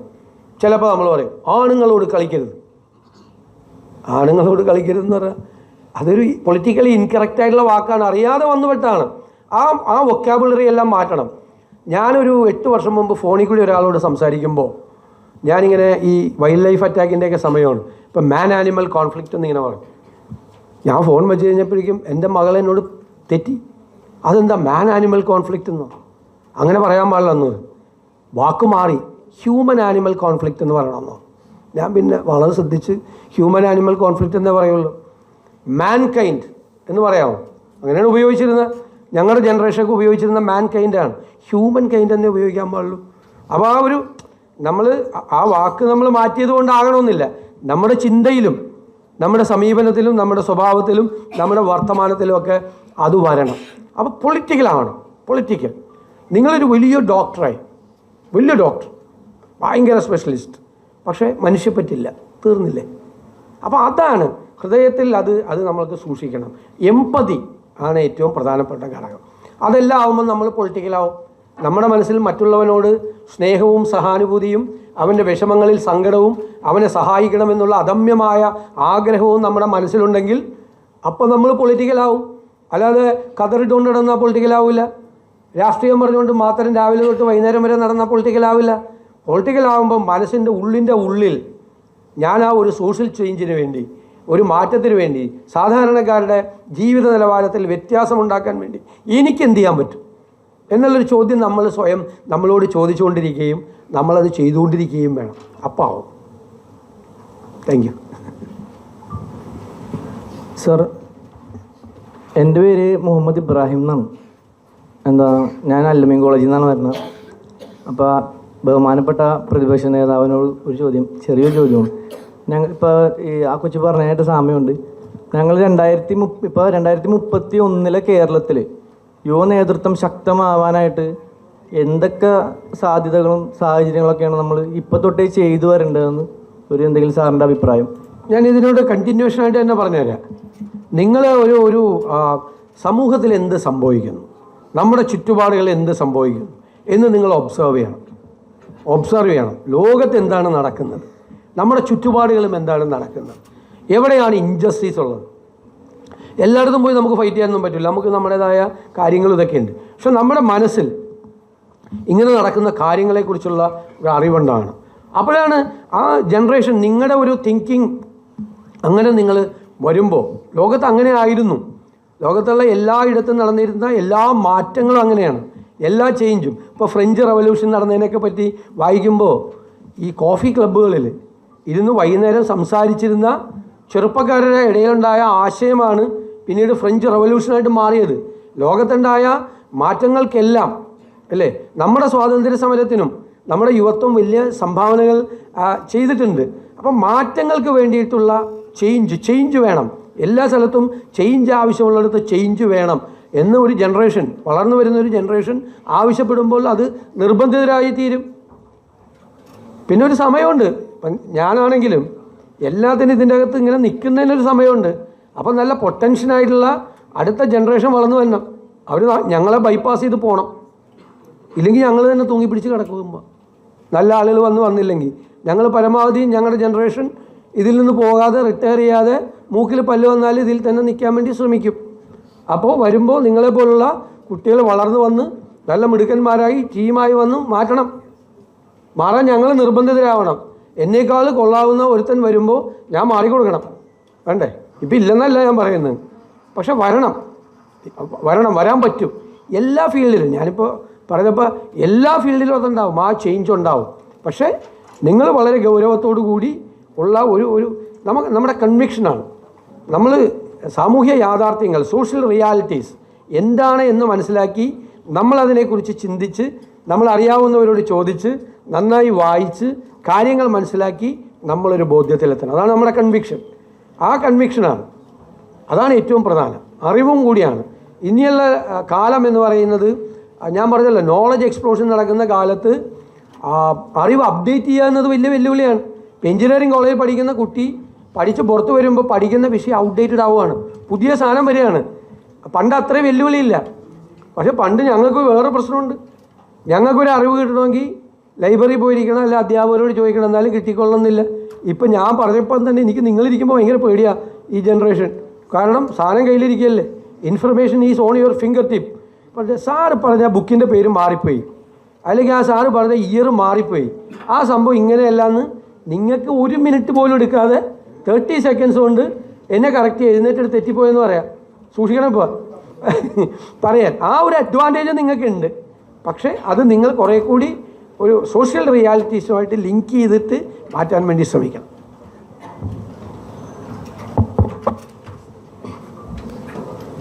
സാർ, എൻ്റെ പേര് മുഹമ്മദ് സഫാൻ. ഞാനിവിടെ സെക്രട്ടറി കോളേജിലെ BA സോഷ്യോളജി 1ാം വർഷ വിദ്യാർത്ഥിയാണ്. 2 ഭാഗങ്ങളാണ്. ഒന്നൊരു ചോദ്യം, മറ്റൊന്നിനെ ചോദ്യം ഒന്ന് പൂർണ്ണമായി പറയാൻ പറ്റുമെന്ന് എനിക്കറിയില്ല. ഒന്നാമത്തെ, സാർ ഈ അടുത്ത് തന്നെ പറഞ്ഞിരുന്നു UDFൻ്റെ സ്ഥാനാർത്ഥികളിൽ 50% സ്ത്രീകളും യുവാക്കളും ആയിരിക്കും എന്നുള്ളത്. അത് സ്ഥിരമായി നമ്മുടെ കേരളത്തിലെ രാഷ്ട്രീയ പാർട്ടികളുടെ ഒരു പ്രക്രിയ പോലെ ഇങ്ങനെ നടന്നു വരാറുള്ള ഒരു വാഗ്ദാനത്തിൽ മാത്രം ഒതുങ്ങി പോകുക. അത് ഇപ്പോൾ സ്ഥാനാർത്ഥി നിർണ്ണയമൊക്കെ ഏകദേശം അവസാന ഘട്ടത്തിലേക്ക് അടുക്കുന്നൊരു സമയത്തിൽ അത് പ്രായോഗിക തലത്തിലേക്ക് വന്നിട്ടുണ്ടോ എന്നുള്ളത് ഒന്നാമത്തെ ഒരു ചോദ്യം. മറ്റൊന്നിനെ ചോദ്യം എന്ന് പറയാൻ എനിക്കറിയില്ല. പക്ഷേ കേരളത്തിലെ വോട്ട് വിഹിതത്തിൽ അംഗുലീപരിമിതരായ ഏതെങ്കിലുമൊക്കെ ശക്തികൾക്ക് കോൺഗ്രസ് എന്ന് പറയുന്ന രാജ്യത്തിൻ്റെ ചരിത്രത്തോളം തന്നെ പഴക്കമുള്ള, അത്രത്തോളം പ്രാധാന്യമുള്ള ഒരു പാർട്ടി ഒരിക്കലും ഏതെങ്കിലും രീതിയിൽ വിധേയപ്പെട്ട്, പ്രത്യേകിച്ച് നമ്മളിപ്പോൾ നിരന്തരം പറഞ്ഞുകൊണ്ടിരിക്കുന്ന യൂത്ത് എന്ന് പറയുന്നതിൻ്റെ രാഷ്ട്രീയ സമവാക്യം തന്നെ ഒരു മതനിരപേക്ഷമായ, അല്ലെങ്കിൽ അവർ വർഗീയതയ്ക്ക് മുഖം തിരിഞ്ഞു നിൽക്കുന്ന ഒരു രാഷ്ട്രീയ സമവാക്യം രൂപപ്പെട്ടു വരുന്നൊരു തലമുറയാണ്. അവർക്കിടയിലേക്ക് ഒരു അവമതിപ്പുണ്ടാകുന്ന തലത്തിൽ പോകരുത് എന്നും, അതിലൂടെ ഈ ഒരു കോൺഗ്രസ് എന്ന് പറയുന്ന മഹാപ്രസ്ഥാനം നശിച്ചു പോകരുത് എന്നും ആശിക്കുന്ന വലിയൊരു ജനാധിപത്യ ബോധമുള്ളൊരു വിദ്യാർത്ഥിയുടെ ഒരു ആശങ്കയായിട്ട് ഉണർത്തുകയാണ്. അപ്പം അങ്ങനെ രീതിയിലും തീർച്ചയായിട്ടും തീർച്ചയായിട്ടും അത് അതിൻ്റെതായ അർത്ഥത്തിൽ തന്നെ എടുക്കുന്നു. ചെറുപ്പക്കാരായ ആളുകൾക്ക്, സ്ത്രീകൾക്ക് കൂടുതൽ പ്രാതിനിധ്യം ഉണ്ടാവും, ഒരു സംശയവും വേണ്ട. കോൺഗ്രസ് അത് നന്നായിട്ട് ചെയ്തിരുന്ന ഒരു സംസ്ഥാനമാണ് കേരളം. ഏറ്റവും കൂടുതൽ മറ്റ് സംസ്ഥാനങ്ങളിലേക്കാളും നന്നായിട്ട് കേരളത്തിൽ കോൺഗ്രസ്സാണ് അതിൻ്റെ മാതൃക കൊടുത്തത്. 70s വലിയൊരു ടീം വന്നു, ഉമ്മൻചാണ്ടിയെ പോലുള്ള ആളുകളുടെ ഒരു വലിയ ടീം വന്നു. 80s വേറെ ഒരു ടീം വന്നു. ഞങ്ങളൊക്കെ 90s അവസാനം വന്നതാണ്. നമ്മളൊക്കെ വരുമ്പോൾ ചെറുപ്പക്കാരാണ്. പിന്നീട് ഞങ്ങൾക്ക് ശേഷം എത്ര ജനറേഷൻ വന്നു? 2-3 കഴിഞ്ഞ പ്രാവശ്യം നല്ല ആളുകൾ വന്നു, ഒരുപാട് ആളുകൾ വന്നു. അപ്പോൾ ഇനിയും ഒരുപാട് അവസരങ്ങൾ, നല്ല പൊട്ടൻഷ്യലായിട്ടുള്ള ആളുകൾ ധാരാളമായിട്ട് ഒരു 2nd റോയും 3rd റോയും ഒക്കെ ഉള്ള പാർട്ടിയാണ് കോൺഗ്രസ്. തീർച്ചയായിട്ടും അവരെ പ്രൊവൈഡ് ചെയ്യും. പിന്നെ പറയുന്നത് നമ്മുടെ സെക്യുലർ പൊസിഷനിങ് ആണ്, ഒരു സംശയമില്ല. കാരണം നമ്മൾ കേരളത്തിനൊരു പ്രത്യേകതയുണ്ട്, കേരളം സെക്യുലറാണ്. കേരളത്തിൻ്റെ സെൻറ്റർ തന്നെ ലെഫ്റ്റാണെന്ന് വിചാരിക്കുന്ന ഒരാളാണ് ഞാൻ ലെഫ്റ്റാണ്, ഞാൻ റൈറ്റ് അല്ല, ഞാൻ നെഹ്റുവിയൻ ലെഫ്റ്റാണ്. ഇവിടെ ഈ ലെഫ്റ്റാണെന്ന് പറയുന്ന പലരും റൈറ്റ് എക്സ്ട്രീമാണ് നടപടികളിലേക്ക് കാര്യങ്ങൾ കടക്കുമ്പോൾ. അപ്പോൾ ലെഫ്റ്റ് എന്ന് പറഞ്ഞാൽ മറ്റേ വേറെ കമ്മ്യൂണിസ്റ്റോ അതൊന്നും അല്ല, അതൊരു പഴയ പ്രയോഗമാണ് ലെഫ്റ്റ് എന്ന് പറയുന്നത്. നിങ്ങൾക്കറിയാം, നമ്മൾ പഠിക്കാൻ പോകുമ്പോൾ അറിയാം. അതൊരു പ്രോഗ്രസീവ് തിങ്കിങ്ങും പുതിയ കാര്യങ്ങൾ ഉള്ള കാലത്തിനനുസരിച്ചുള്ള മാറ്റം ഉൾക്കൊള്ളാനൊക്കെ കഴിയുന്ന ഒരു മനസ്സും ആണ്. അതിൽ നമുക്ക് സെക്യുലറായിട്ട് നിൽക്കാനേ പറ്റുള്ളൂ. പക്ഷേ നിങ്ങൾ കേരളത്തിലൊരു അപകടമുണ്ട്, ഒരു തീപ്പൊരി വീഴാൻ കാത്തിരിക്കുന്ന സ്ഥലമാണ് കേരളം. കുറേ ആളുകൾ വെറുതെ നമ്മളെ തമ്മിൽ ഭിന്നിപ്പിക്കാൻ വേണ്ടി ഉള്ള ഒരു അവസരത്തിന് വേണ്ടി കാത്തിരിക്കുകയാണ്. ഏത് അവസരം വീണ് കിട്ടിയാലും അവരെ നാളി കത്തിക്കും തീയായിട്ട്. അപ്പം നമ്മൾ വളരെ ശ്രദ്ധിച്ചുകൊണ്ടിരിക്കണം, നമ്മൾ വളരെ ശ്രദ്ധിച്ചുകൊണ്ടിരിക്കണം. അതിനുള്ളൊരു അവസരം നമ്മൾ ഉണ്ടാക്കരുത്. ഞാൻ കഴിഞ്ഞ ദിവസം പറഞ്ഞു, ഈ തീപ്പൊരി വീഴാൻ കാത്തിരിക്കുന്ന സ്ഥലത്തേക്ക് തീപ്പന്ത് എറിഞ്ഞു കൊടുക്കുകയാണ് ചിലർ, കത്തിക്കാൻ, ആളി കത്തിക്കാൻ. അതിനൊന്നും നമ്മൾ വഴങ്ങില്ല. ഇപ്പം എല്ലാ പൊളിറ്റിക്കൽ പാർട്ടികളുടെയും ഫസ്റ്റ് എയിം എന്താ? ഇലക്ഷനിൽ ജയിക്കണം. തീർച്ചയായിട്ടും ജയിക്കണം. ഞാൻ കരുതുന്നത് ഇലക്ഷനിൽ ജയിക്കണേക്കാൾ പ്രധാനമാണ് വർഗീയതയെ കുഴിച്ചു മൂടുക എന്നുള്ളത്. ഇലക്ഷനിൽ തോറ്റാലും സാരമില്ല, വർഗീയതയെ കുഴിച്ചു മൂടുക. ഒരു കാരണവശാലും നമ്മളൊക്കെ എന്ത് ഫ്രണ്ട്ലി ആയിട്ട് ജീവിക്കുന്ന, ഇവിടെ കേരളത്തിൽ ഏത് കോളനി പോയാലും പണക്കാർ താമസിക്കുന്ന കോളനിയിൽ പോയാലും പാവപ്പെട്ടവർ താമസിക്കുന്ന കോളനിയിൽ പോയാലും എല്ലാ കമ്മ്യൂണിറ്റിയും ഉണ്ടാവും അവിടെ. ഓണം വന്നാൽ എല്ലാവരും കൂടിയാണ് സെലിബ്രേറ്റ് ചെയ്യണത്, ക്രിസ്മസ് വന്നാൽ എല്ലാവരും കൂടിയാണ് സെലിബ്രേറ്റ് ചെയ്യണത്, അല്ലേ? റംസാൻ വന്നാൽ എല്ലാവരും കൂടിയാണ് സെലിബ്രേറ്റ് ചെയ്യണത്. അങ്ങോട്ടും ഇങ്ങോട്ടുമൊക്കെ പലഹാരങ്ങളെല്ലാം കൊടുത്തയച്ചത് സ്നേഹത്തിൽ ജീവിക്കുന്ന ഒരു നാടാണ് കേരളം. നമ്മൾ ഫ്രണ്ട്സ്, നമുക്ക് എന്തുമാത്രം ഫ്രണ്ട്സാണുള്ളത്, എല്ലാ കമ്മ്യൂണിറ്റിയിലും പെട്ട ഫ്രണ്ട്സാണ് എന്താണുള്ളത്, അല്ലേ? ഞങ്ങളുടെ ജനറേഷനിലുണ്ട്, ഞങ്ങളുടെ ജനറേഷനിൽ ഈ പേര് കണ്ടാലേ മനസ്സിലാവുള്ള ഏതാ കമ്മ്യൂണിറ്റി എന്ന്. ചിലരുടെ വീട്ടിൽ പോകുമ്പോഴാണ് ചിലർ ഏത് കമ്മ്യൂണിറ്റിയാണെന്ന് മനസ്സിലായത്. ഞാൻ ഇന്ന് എൻ്റെ ഒരു ഫ്രണ്ടുണ്ട്, ആ ഒരു ഫ്രണ്ടിൻ്റെ വീട്ടിൽ ചെന്നപ്പോഴാണ് ആ ഫ്രണ്ടിൻ്റെ കമ്മ്യൂണിറ്റി ഏതാണെന്ന് എനിക്ക് മനസ്സിലായത്. ഞാനായിട്ട് ഭയങ്കര ക്ലോസ് ആണ്, പക്ഷെ അവരുടെ പേര് കേട്ടാലൊന്നും മനസ്സിലാവില്ല ഏതാണെന്ന്. ചെന്നപ്പോഴാണ് ഏത് കമ്മ്യൂണിറ്റിയാണെന്ന് വീട്ടിൽ ദൈവങ്ങളുടെ പടം വയ്ക്കുമ്പോഴാണല്ലോ മനസ്സിലാകുന്നത്. അങ്ങനെ ഒരു നാടാണ് കേരളം. നമ്മൾ ഇതുപോലത്തെ ചില ആളുകൾ വന്ന് ഇല്ലാത്ത കാര്യങ്ങളുണ്ടാക്കി നമ്മളെ തമ്മിൽ ഭിന്നിപ്പിക്കാൻ വേണ്ടിയിട്ട് ശ്രമിക്കുകയാണ്. ഹെയ്റ്റ് ക്യാമ്പയിൻ നടത്തുകയാണ്. അതൊക്കെ ഡെമോക്രസിയുടെ സെക്യുലറിസം എന്നൊക്കെ പറഞ്ഞത് ആകാശത്തു നിന്ന് പൊട്ടി വീണ വാക്കുകളല്ല. ഒരുപാട് സ്വാതന്ത്ര്യ സമര സേനാനികൾ, നമ്മുടെ പൂർവികർ ചോരയിൽ എഴുതി വെച്ച വാക്കാണ്. നമ്മളത് പ്രൊട്ടക്റ്റ് ചെയ്യും. അങ്ങനെ വരുന്ന ശ്രമങ്ങളെയൊക്കെ നമ്മളെങ്ങനെ പരാജയപ്പെടുത്തുന്നത്? നമ്മൾ തോളോട് തോളൊരുമയ്ക്ക് ഞങ്ങളെ ഭിന്നിപ്പിക്കാൻ നിങ്ങൾ വിചാരിച്ചാൽ പറ്റില്ല എന്നോ നമ്മൾ ഉറച്ചു എന്ന് പറയും. അത്തരം ഒരു ശക്തിക്കും, എനിക്ക് ചോദ്യം മനസ്സിലായി, ഒരു ശക്തിക്കും കീഴടങ്ങില്ല എൻ്റെ വാക്ക്. ഒരു ശക്തിക്കും കീഴടങ്ങില്ല. എത്ര വലിയ ആളാണ്, എത്ര വലിയ വോട്ട് ബാങ്ക് കയ്യിൽ വെച്ചുകൊണ്ട് നമ്മളോട് ഇവിടെ വരാം, ഞങ്ങൾ പറയണ പോലെ ചെയ്യണം, എന്നാൽ മാത്രമേ ഈ വോട്ട് തരുള്ളൂ എന്ന് പറഞ്ഞാൽ ആ വോട്ട് കയ്യിൽ വെച്ചേക്കാൻ പറഞ്ഞു. വർഗീയത പറഞ്ഞ, അല്ലെങ്കിൽ കുഴപ്പമില്ല, അല്ലെങ്കിൽ സന്തോഷം, സ്നേഹം പോരെ.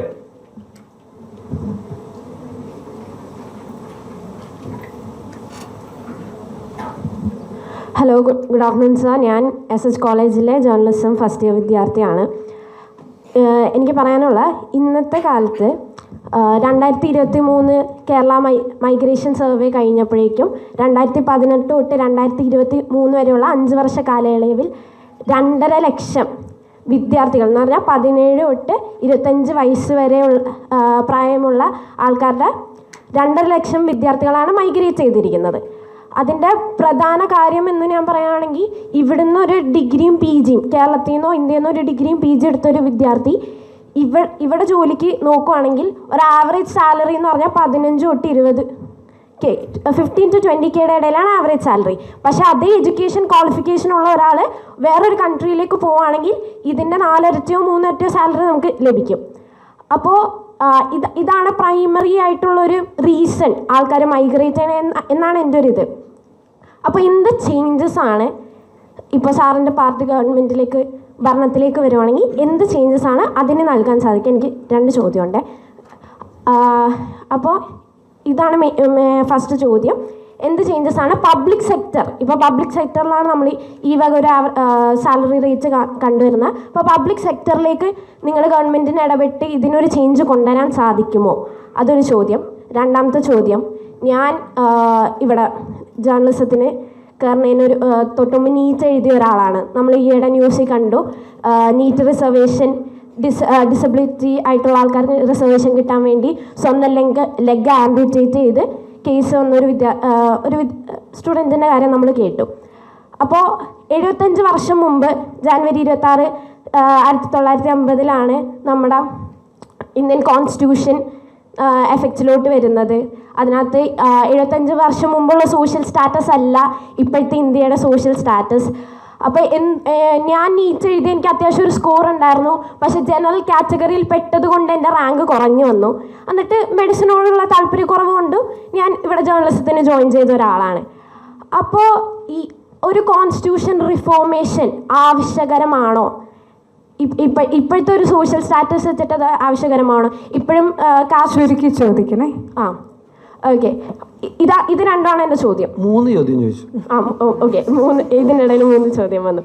ഒന്ന് ബ്രെയിൻ ഡ്രെയിനെ പറ്റിയാണ്. നമ്മൾ ആദ്യത്തെ ചോദ്യത്തിൽ നിന്ന് തുടങ്ങിയ ഒരു ചർച്ച. ഈ 2.5 ലക്ഷം പേരാണ് മൈഗ്രേഷൻ സർവേയിൽ കണ്ടുപിടിച്ചിരിക്കുന്നത്. ഇനിയിപ്പോൾ ഒരു മൈഗ്രേഷൻ സർവേ കൂടി നടത്തി കഴിഞ്ഞാൽ ചിലപ്പോൾ അതിൻ്റെ ഇരട്ടിയോ ഒക്കെ ആയി മാറാനുള്ള സാധ്യതയുണ്ട്. ഞാൻ പറഞ്ഞല്ലോ, നല്ല കോഴ്സുകൾ ഇവിടെ ഉണ്ടാകണം. ഈ കോഴ്സുമായിട്ട് എല്ലാവരും അവിടെ ഈ പോയിട്ട് 4 ഇരട്ടി ശമ്പളം മേടിക്കുന്നത്. അവിടെ പോയി വേറെ കോഴ്സ് കേൾക്കണ്ട. ഈ കോഴ്സുമായിട്ട് പോയിട്ടല്ല അവർ 3.5 4 ശമ്പളം മേടിക്കുന്നത്. വേറെ കോഴ്സ് അവിടെ പോയി പഠിച്ചിട്ടാണ്. 1. 2, എല്ലായിടത്തും പോയി 2.5 3.5 4 ഒന്നും മേടിക്കുന്നില്ല. ഇപ്പോൾ പോകുന്നതിൽ ഒരു വലിയ പെർസെൻറ്റേജ് അവിടുത്തെ ഓൾഡ് ഏജ് ഹോമിൽ പോയി വർക്ക് ചെയ്യണമെന്ന് മനസ്സിലാക്കിക്കൊള്ളാം. അവിടെ പണ്ടേ ഓൾഡ് ഏജ് ഹോമായി. അവിടെ നിന്ന് ആ പിള്ളേരില്ല, ആളുകളുമില്ല, ജോലി ചെയ്യാൻ ആരുമില്ല. ഇവിടെ ഒരു ഡ്രൈവറെ വെക്കണമെങ്കിൽ എക്സ്പെൻസീവാണ് അവിടെ. വീട്ടിലൊരു സെർവൻറ്റിൻ്റെ വെക്കണം. ഇവിടേക്ക് അതൊക്കെ ചെയ്യുമല്ലോ നമ്മൾ. വീട്ടിലെ സെർവൻറ്റിനെ വയ്ക്കും, ഡ്രൈവറെ വയ്ക്കും. അതൊന്നും അവിടെ ചെയ്യില്ല. അത് എത്ര വലിയ ആളാണെങ്കിലും തന്നെത്താനെ കാർ ഓടിച്ച് നടക്കണം. തന്നെത്താനെ വീട്ടിൽ വന്നിട്ട് ഭാര്യയും ഭർത്താവും കൂടി തന്നെത്താനാണ് കുക്ക് ചെയ്യുന്നത്. അപ്പോൾ അവിടെ ആളില്ലാത്തതുകൊണ്ടാണ് ഈ മൈഗ്രേറ്റ് ചെയ്യുന്ന ആളുകൾക്ക് അവിടെ കിട്ടുന്നതെല്ലാം ഭയങ്കര ഹൈ ഫ്ലൈ സാലറി ആണെന്നൊന്നും നിങ്ങൾ തെറ്റിദ്ധരിക്കരുത്. ഭയങ്കര ജോലിയാണെന്നും തെറ്റിദ്ധരിക്കരുത്. നല്ല ജോലിയൊക്കെ ചെയ്യുന്നുണ്ട്, കുറേ ആളുകൾ ചെയ്യുന്നുണ്ട്, അത് പണ്ടുമുണ്ട്. പക്ഷേ ഇപ്പോൾ പോകുന്നവർ പിന്നെ ഇവിടത്തേക്കാളും നല്ല യൂണിവേഴ്സിറ്റിയിലാണ് അവിടെ പോകണമെന്നുള്ള തെറ്റിദ്ധാരണം വേണ്ട. ഇപ്പം കാനഡയിൽ പോകുന്നത്, കനേഡിയൻ യൂണിവേഴ്സിറ്റി പോയി പഠിച്ചാൽ ഗുഡ്, നല്ലതാണ്, നല്ല യൂണിവേഴ്സിറ്റിയാണ്.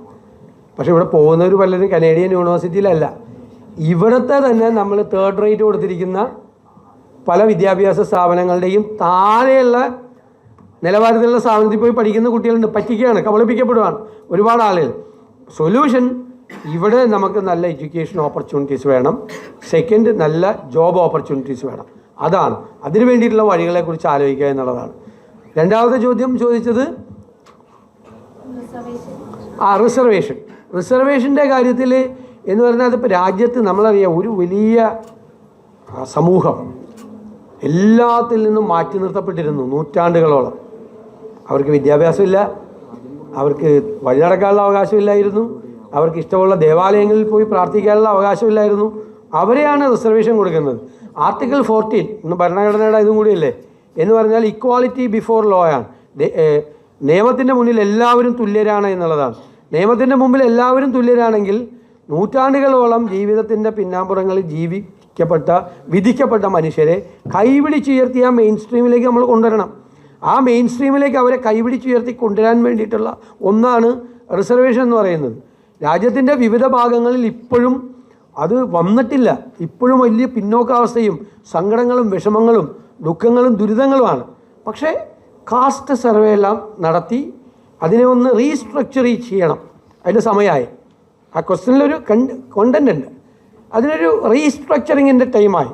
അത് അർഹതപ്പെട്ടവർക്ക് കിട്ടാതിരിക്കുകയും അർഹതയില്ലാത്തവർ അത് കവർന്നെടുക്കുകയും ചെയ്യുന്നൊരു സാഹചര്യം ഉണ്ടാകാൻ പാടില്ല. ഇങ്ങനെ ഒരു ആനുകൂല്യം അത് ഒന്നും കൂടി പരിശോധിക്കപ്പെടേണ്ടതാണ്, ഒന്നും കൂടി റീസ്ട്രക്ചർ ചെയ്യണം. Good afternoon sir. സർ, എൻ്റെ പേര് മരിയ. ഞാൻ സേക്രഡ് ഹാർട്ട് കോളേജ് യൂണിയനിലെ ഫസ്റ്റ് PG റെപ്രസെൻറ്റേറ്റീവ് ആണ്. സർ, PG കഴിഞ്ഞിറങ്ങുന്ന ഒരുപാട് സ്റ്റുഡൻസ്, എസ്പെഷ്യലി സയൻസ് സ്റ്റുഡൻസിന് റിസർച്ച് ചെയ്യാനായിരിക്കും താല്പര്യം. അപ്പോൾ കേരളത്തിലെ സ്റ്റുഡൻസ് മെയിനായിട്ട് കേരളത്തിന് പുറത്തുള്ള പിന്നെ അബ്രോഡ് യൂണിവേഴ്സിറ്റീസൊക്കെയാണ് ഒരു ക്വാളിറ്റി ഇൻറ്റേൺഷിപ്പ് അല്ലെങ്കിൽ റിസർച്ചിനൊക്കെ ഓപ്റ്റ് ചെയ്യുന്നത്. അതിൻ്റെ ഒരു മെയിൻ റീസൺ കേരളത്തിൽ അതിനായിട്ടുള്ള റിസോഴ്സസ് വളരെ ലിമിറ്റഡ് ആയതുകൊണ്ടാണ്. അപ്പോൾ എൻ്റെ ചോദ്യം, നമ്മുടെ സംസ്ഥാനത്തെ മികച്ച കോളേജുകളിലൊക്കെ ആയിട്ട് ഒരുപാട് സയൻറ്റിസ്റ്റ് ലെവലിലുള്ള ഒരുപാട് സയൻസ് അധ്യാപകരുണ്ട്. അവരുടെയൊക്കെ കഴിവുകൾ ഉപയോഗിച്ച് നമ്മുടെ സംസ്ഥാനത്ത് പുതിയ സയൻസ് സംരംഭങ്ങൾ ആരംഭിക്കുവാൻ UDF ഗവൺമെൻറ് ഭരണത്തിൽ വരുവാണെങ്കിൽ അതിനുവേണ്ട എന്തൊക്കെ ചെയ്യാൻ പറ്റും, അല്ലെങ്കിൽ അത്തരം സംരംഭങ്ങളെ ഗവൺമെൻറ് സപ്പോർട്ട് ചെയ്യുമോ? തീർച്ചയായിട്ടും നമ്മുടെ വിദ്യാഭ്യാസ സ്ഥാപനങ്ങളിൽ അതിന് കേപ്പബിളായിട്ടുള്ള കോമ്പീറ്റൻസ് ഉള്ള അധ്യാപകരും സംവിധാനങ്ങളുമുണ്ട്. നമ്മൾ ഒട്ടും റിസർച്ച് ഓറിയൻറ്റഡ് അല്ല നമ്മുടെ എഡ്യൂക്കേഷൻ, ഹയർ എഡ്യൂക്കേഷൻ. ഒരു ചില സ്ഥലങ്ങളിലൊക്കെ നന്നായി നടക്കുന്നുണ്ടെന്നല്ലാതെ പൊതുവായി നോക്കുമ്പോൾ പല യൂണിവേഴ്സിറ്റികളും അതിനൊരു വലിയ കൊടുക്കുന്നില്ല. ലോകത്ത് എല്ലായിടത്തും നടക്കുന്നത് റിസർച്ചാണ് നടക്കുന്നത്. മില്യൺസ് ഓഫ് ഡോളേഴ്സ് സ്പെൻഡ് ചെയ്തുകൊണ്ടുള്ള റിസർച്ചാണ് ലോകത്ത് നടക്കുന്നത്. ആ റിസർച്ചാണ് നോളജ് എക്സ്പ്ലോഷൻ ഉണ്ടാക്കുന്നത്. അല്ലാതെ ഒരുജാതി നമ്മളൊരു ടിപ്പിക്കലായിട്ടുള്ള കുറേ ജേർണൽസ് പബ്ലിഷ് ചെയ്ത് തിരിച്ചും മറിച്ചും കുറേ സാധനങ്ങൾ എഴുതി ആ ടൈപ്പ് റിസർച്ചല്ല. ലോകത്തിലെ എല്ലാ വിഷയങ്ങളിലും നടക്കുന്ന ഒരു റിസർച്ച് ഉണ്ട്. ആ റിസർച്ചാണ് ലോകത്ത് നോളജ് എക്സ്പ്ലോഷൻ ഉണ്ടാക്കിയിരിക്കുന്നത്, അറിവുകളുടെ കൂമ്പാരം വർദ്ധിച്ചുകൊണ്ടിരിക്കുന്നത്.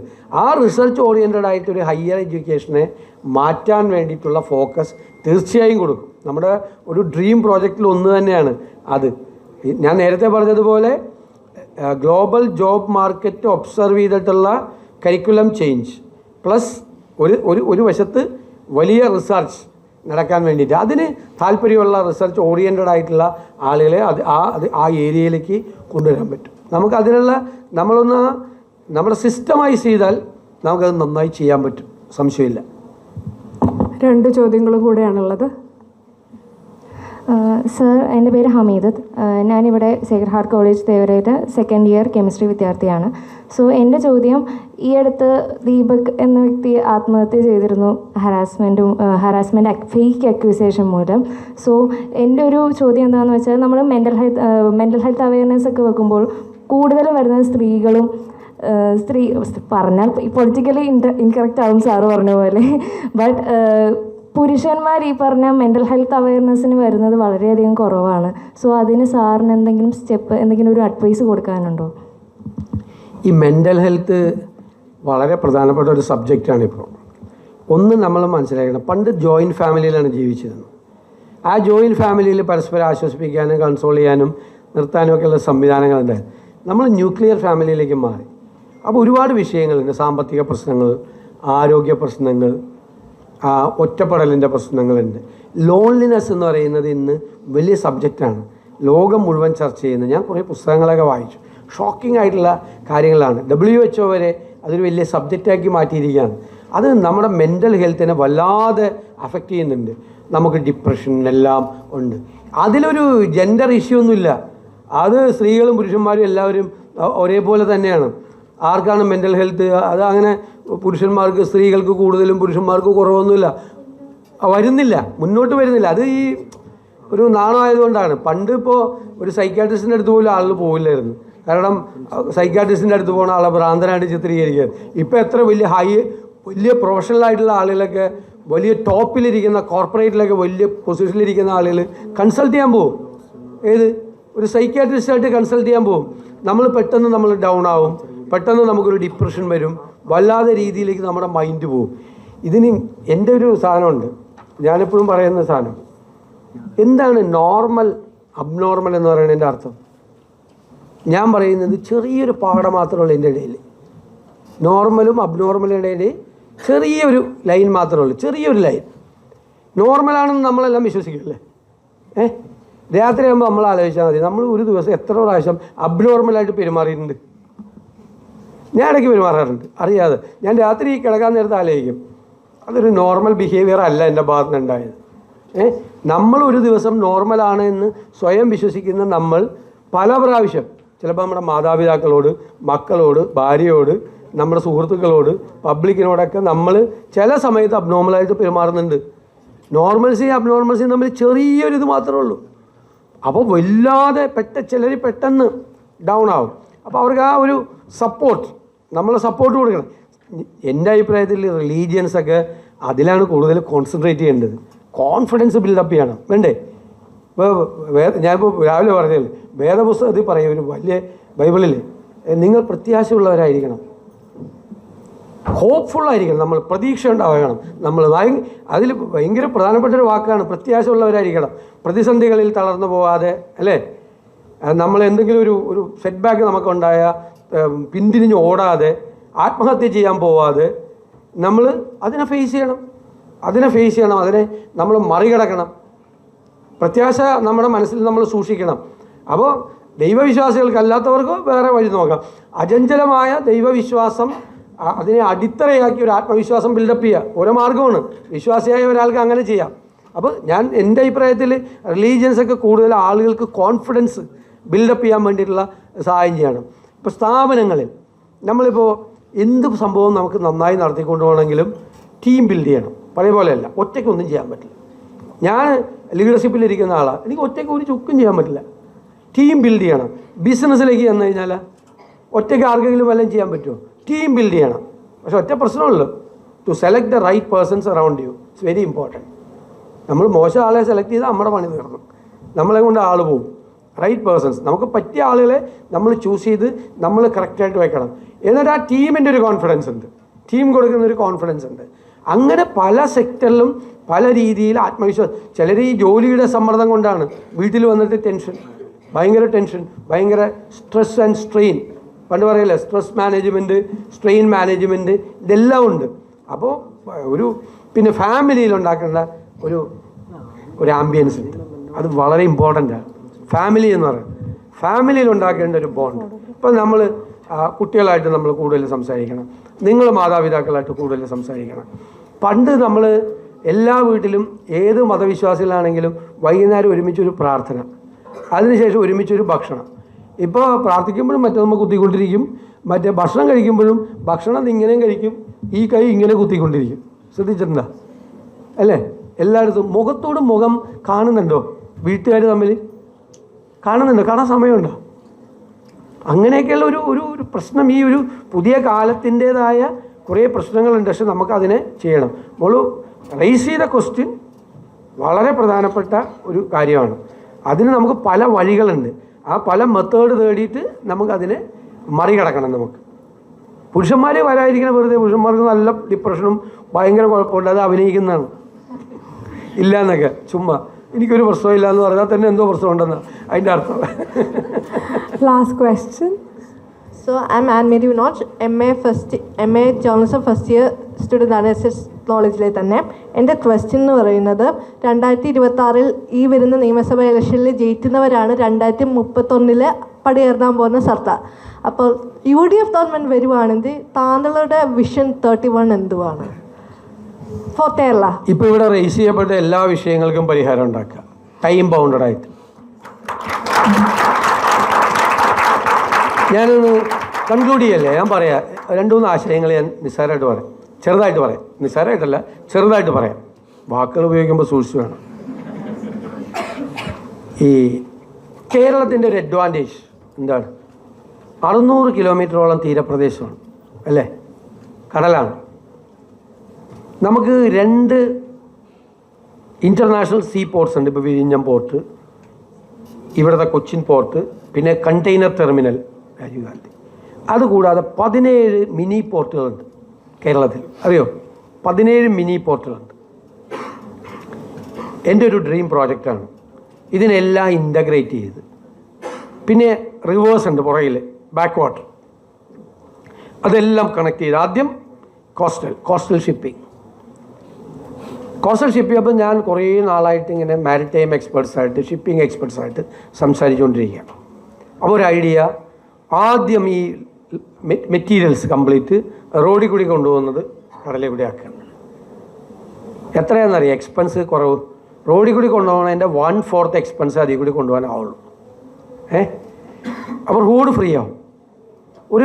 മിനിമം ഒരു 50% road free. Oil, gas, chemicals, ബാക്കിയുള്ള മെറ്റീരിയൽസ്, അസാഡസ് മെറ്റീരിയൽസ് എല്ലാം അതിലെ കൂടെ ആക്കുക. അതിലെ കൂടെ ആക്കി കഴിയുമ്പോഴേക്കും റോഡ് ഫ്രീ ആവും കുറേ. പിന്നെ നമ്മുടെ നേരത്തെ പറഞ്ഞതുപോലെയുള്ള പൊല്യൂഷൻ നമുക്ക് കുറയും. ഒരു സെക്കൻഡ് ഫേസ് ആകുമ്പോൾ നമുക്ക് ക്രൂയിസ് ഷിപ്പിംഗ് തുടങ്ങാം. പാസഞ്ചേഴ്സിനെ കൊണ്ടുവരാം. കാസർഗോഡ് നിന്ന് കയറിയാൽ നാളെ വൈകുന്നേരം ആകുമ്പോഴേക്കും തിരുവനന്തപുരത്ത് എത്തും എന്നുള്ള രീതിയിലേക്ക് നമുക്ക് കൊണ്ടുവരാം. ഗവൺമെൻറ് ഇതിൽ ഒരു പണിയും ചെയ്യില്ല, ഫെസിലിറ്റേറ്റ് ചെയ്യാൻ മാത്രമേ ഉള്ളൂ. ഈ പോർട്ടെല്ലാം റെഡിയാക്കി കൊടുക്കും. ഗവൺമെൻറ് ഇൻവെസ്റ്റ് ചെയ്യണ പൈസ വിത്തിൻ 3 to 5 years തിരിച്ചു കിട്ടുക.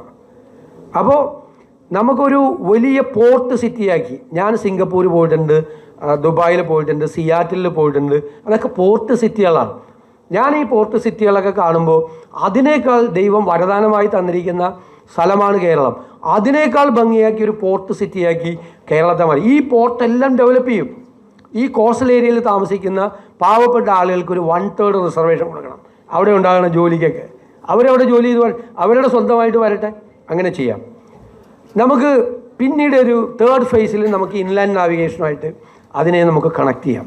അപ്പോൾ നമ്മുടെ ടൂറിസത്തിന് ഗ്രോത്ത് ഉണ്ടാവും, വലിയ വ്യത്യാസം ഉണ്ടാവും. ഇക്കോണമി ഷൂട്ടപ്പ് ചെയ്യണം. പൈസ ഇല്ലാതൊരു വർത്തമാനം പറഞ്ഞിട്ട് കാര്യമില്ല. Prime duty of the state is to collect tax from various sectors. നമ്മൾ എക്കോണമി ഷൂട്ട് ചെയ്ത് നമ്മൾ മുകളിലേക്ക് കൊണ്ടുപോകണം. ഇപ്പോൾ 4 ഇൻ്റർനാഷണൽ എയർപോർട്ട് ഉണ്ട്. അത് കേരളത്തിൻ്റെ അഡ്വാൻറ്റേജാണ്. നമുക്ക് ആ അഡ്വാൻറ്റേജ് നമ്മൾ ഉപകരിക്കണ്ടോ? എൻ്റെ കയ്യിൽ 27 ഏവിയേഷൻ പ്രോജക്റ്റ് ഉണ്ട്.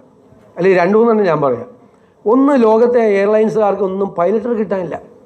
പൈലറ്റ് ക്ഷാമം. അതുകൊണ്ടാണ് ആ കഴിഞ്ഞ ദിവസം ഇൻഡിഗോയുടെയൊക്കെ പ്രശ്നം ഉണ്ടായത്. നമുക്കൊരു പൈലറ്റ് ട്രെയിനിങ് ഇൻസ്റ്റിറ്റ്യൂട്ട് തുടങ്ങാം. നമുക്ക് ഏവിയേഷൻ സ്റ്റാഫിൻ്റെ, ക്രൂവിൻ്റെ ഒരു ട്രെയിനിങ് ഇൻസ്റ്റിറ്റ്യൂട്ട് നമുക്ക് തുടങ്ങാം. നമുക്ക് എയർക്രാഫ്റ്റ് മെയിൻ്റനൻസ് തുടങ്ങാം.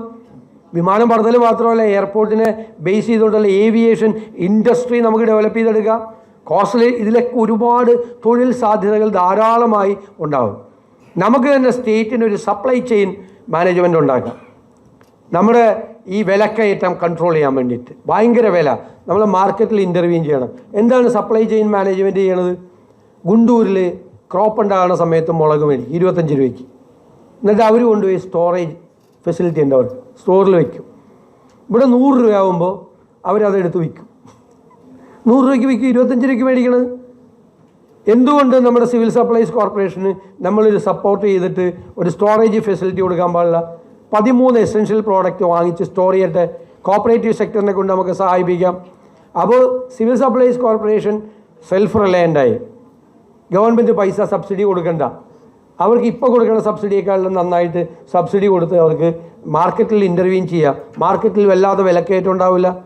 ഒരുപാട് കാര്യങ്ങൾ ഇപ്പോൾ നമ്മുടെ തോട്ടങ്ങൾ മുഴുവൻ അടഞ്ഞു കിടക്കുകയാണ്, പ്ലാന്റേഷൻസ് മുഴുവൻ, ടീ പ്ലാന്റേഷൻസ് മുഴുവൻ.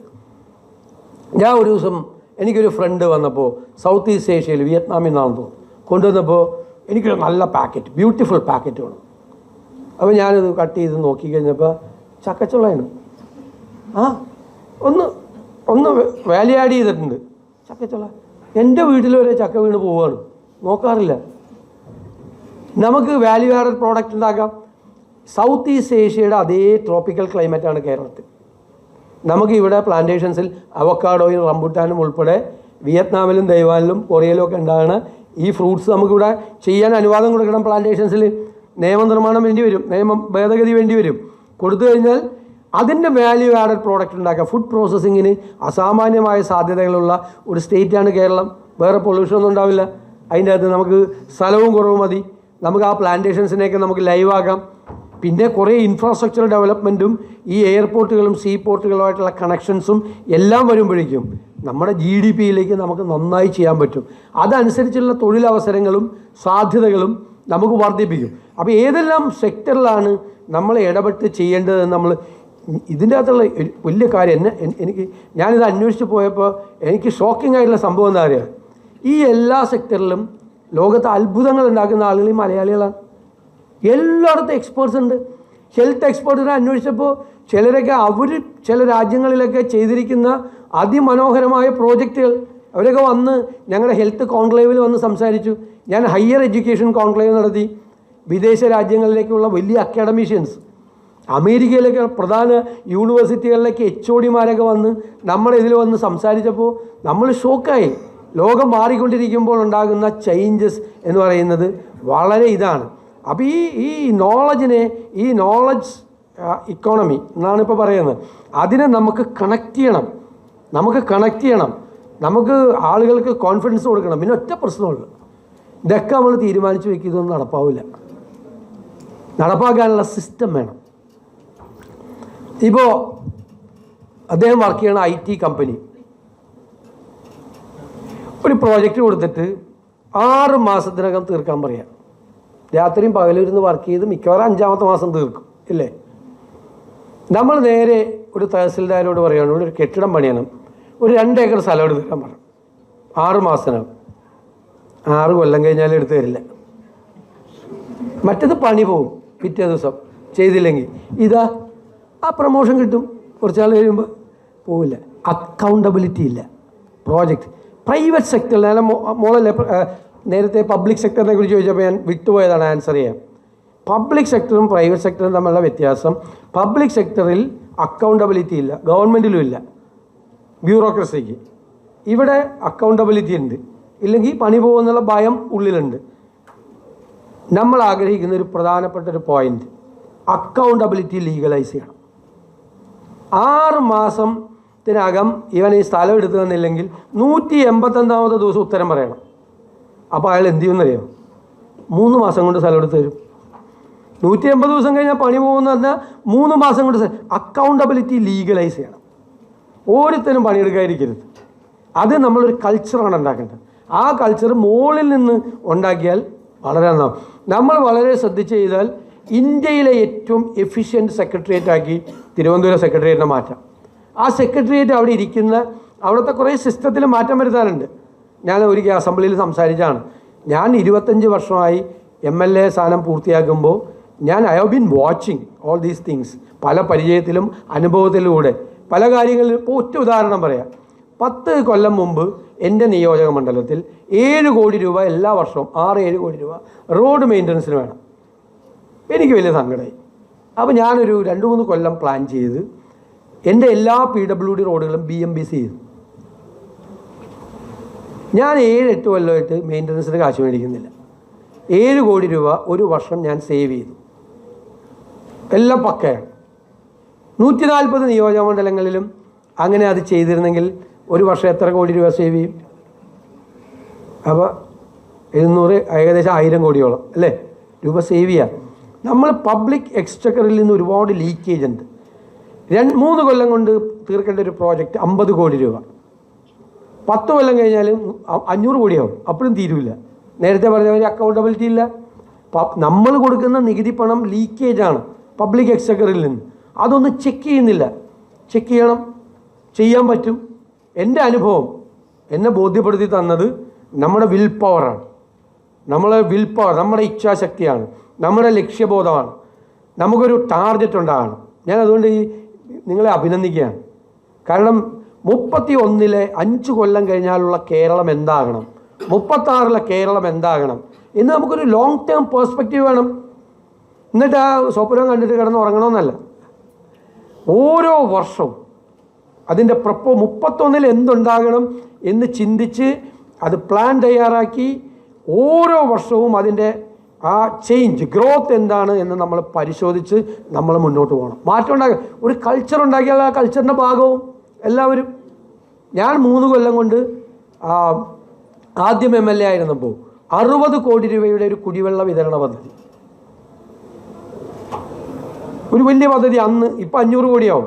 60 കോടി രൂപയുടെ കുടിവെള്ള പദ്ധതി 3 കൊല്ലം കൊണ്ട് പൂർത്തിയാക്കി 2.5 ലക്ഷം പേർക്ക് വെള്ളം കൊടുത്ത എൻ്റെ ഫസ്റ്റ് പ്രയോറിറ്റി അതായിരുന്നു. ഞാൻ MLA ആയപ്പോൾ കുടിവെള്ളം ഇല്ലായിരുന്നു അവിടെ. ഞാൻ പറയുന്നു, വാട്ടർ അതോറിറ്റിയിൽ എനിക്ക് മുൻപോ അതിന് ശേഷമോ ഒറ്റ പ്രോജക്റ്റ് സമയത്ത് തീർത്തിട്ടില്ല. ഞാൻ 60 കോടി രൂപയുടെ 1 രൂപ പോലും എസ്കലേഷൻ മേടിച്ചിട്ടില്ല. ഒറ്റ രൂപ പോലും കൂടുതലുണ്ടാക്കിയിട്ടില്ല. ചെയ്യാൻ പറ്റും. എന്നോടൊപ്പം 98-ൽ ഞാൻ 2003-ൽ തുടങ്ങി 2006-ൽ ഞാൻ എൻ്റെ 2ാമത്തെ ഇലക്ഷൻ മത്സരിക്കുന്നതിന് മുമ്പ് 2.5 ലക്ഷം പേർക്ക് കുടിവെള്ളം കൊടുത്തു. 98-ൽ ഈ സിറ്റിയിൽ തുടങ്ങിയ ഒരു പ്രോജക്റ്റ് 2011 ആയപ്പോഴാണ് തീർന്നത്. 36 കോടി രൂപയ്ക്ക് 98-ൽ തുടങ്ങിയ പ്രോജക്റ്റ് 172 കോടിയിലാണ് തീർന്നത്. ഈ 60 കോടി രൂപയുടെ ഈ സമയബന്ധിതമായി 3 കൊല്ലം ഞാൻ എൻ്റെ എക്സ്പീരിയൻസ് പറയാം. ഞാൻ അങ്ങനെ ചെയ്തു എന്ന് പറയാൻ ഗമം അടിക്കാൻ പറഞ്ഞല്ല. ചെയ്യാൻ പറ്റും എന്ന് പ്രൂവ് ചെയ്യാൻ പറ്റും. നമ്മൾ പ്രൂവ് ചെയ്തിട്ടുണ്ട്. ചെയ്യാൻ പറ്റും. വാശിയായിരുന്നു. ആദ്യമൊന്നും ആരും മൈൻഡ് ചെയ്യില്ലായിരുന്നു.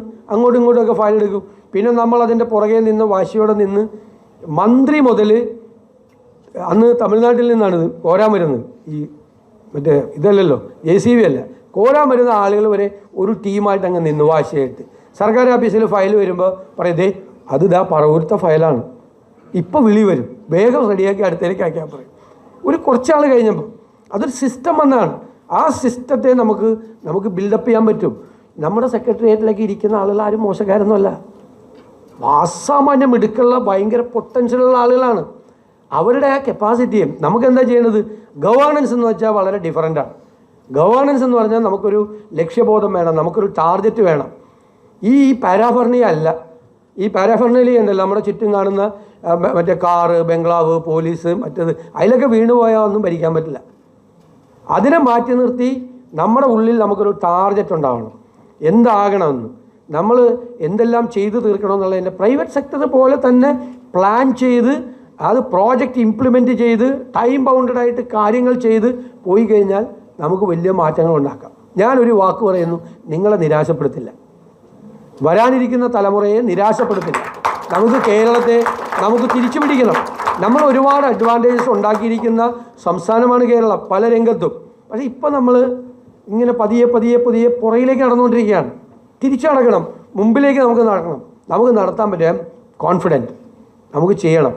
നിങ്ങൾക്കൊക്കെ ആ ഒരു മെൻറ്റാലിറ്റി, നിങ്ങളെല്ലാം വർക്ക് ചെയ്യുന്ന ഫീൽഡിൽ നിങ്ങളുടെ മനസ്സ് അങ്ങനെ വേണം. മാറ്റം ഉണ്ടാക്കണം, നല്ലതാക്കണം, സിസ്റ്റത്തെ കറക്റ്റ് ചെയ്യണം, നല്ല സിസ്റ്റം കൊണ്ടുവരണം. നമുക്കതിന് കഴിയും. നമുക്കേ അതിന് പറ്റൂ. മലയാളികൾക്ക് അത് പറ്റിയില്ലെങ്കിൽ പിന്നെ ലോകത്ത് ആർക്കും അത് പറ്റുന്നത്? അങ്ങനെ വിചാരിക്കണം നമ്മൾ. നമുക്ക് പറ്റും, നമുക്കത് സാധ്യമാണ്.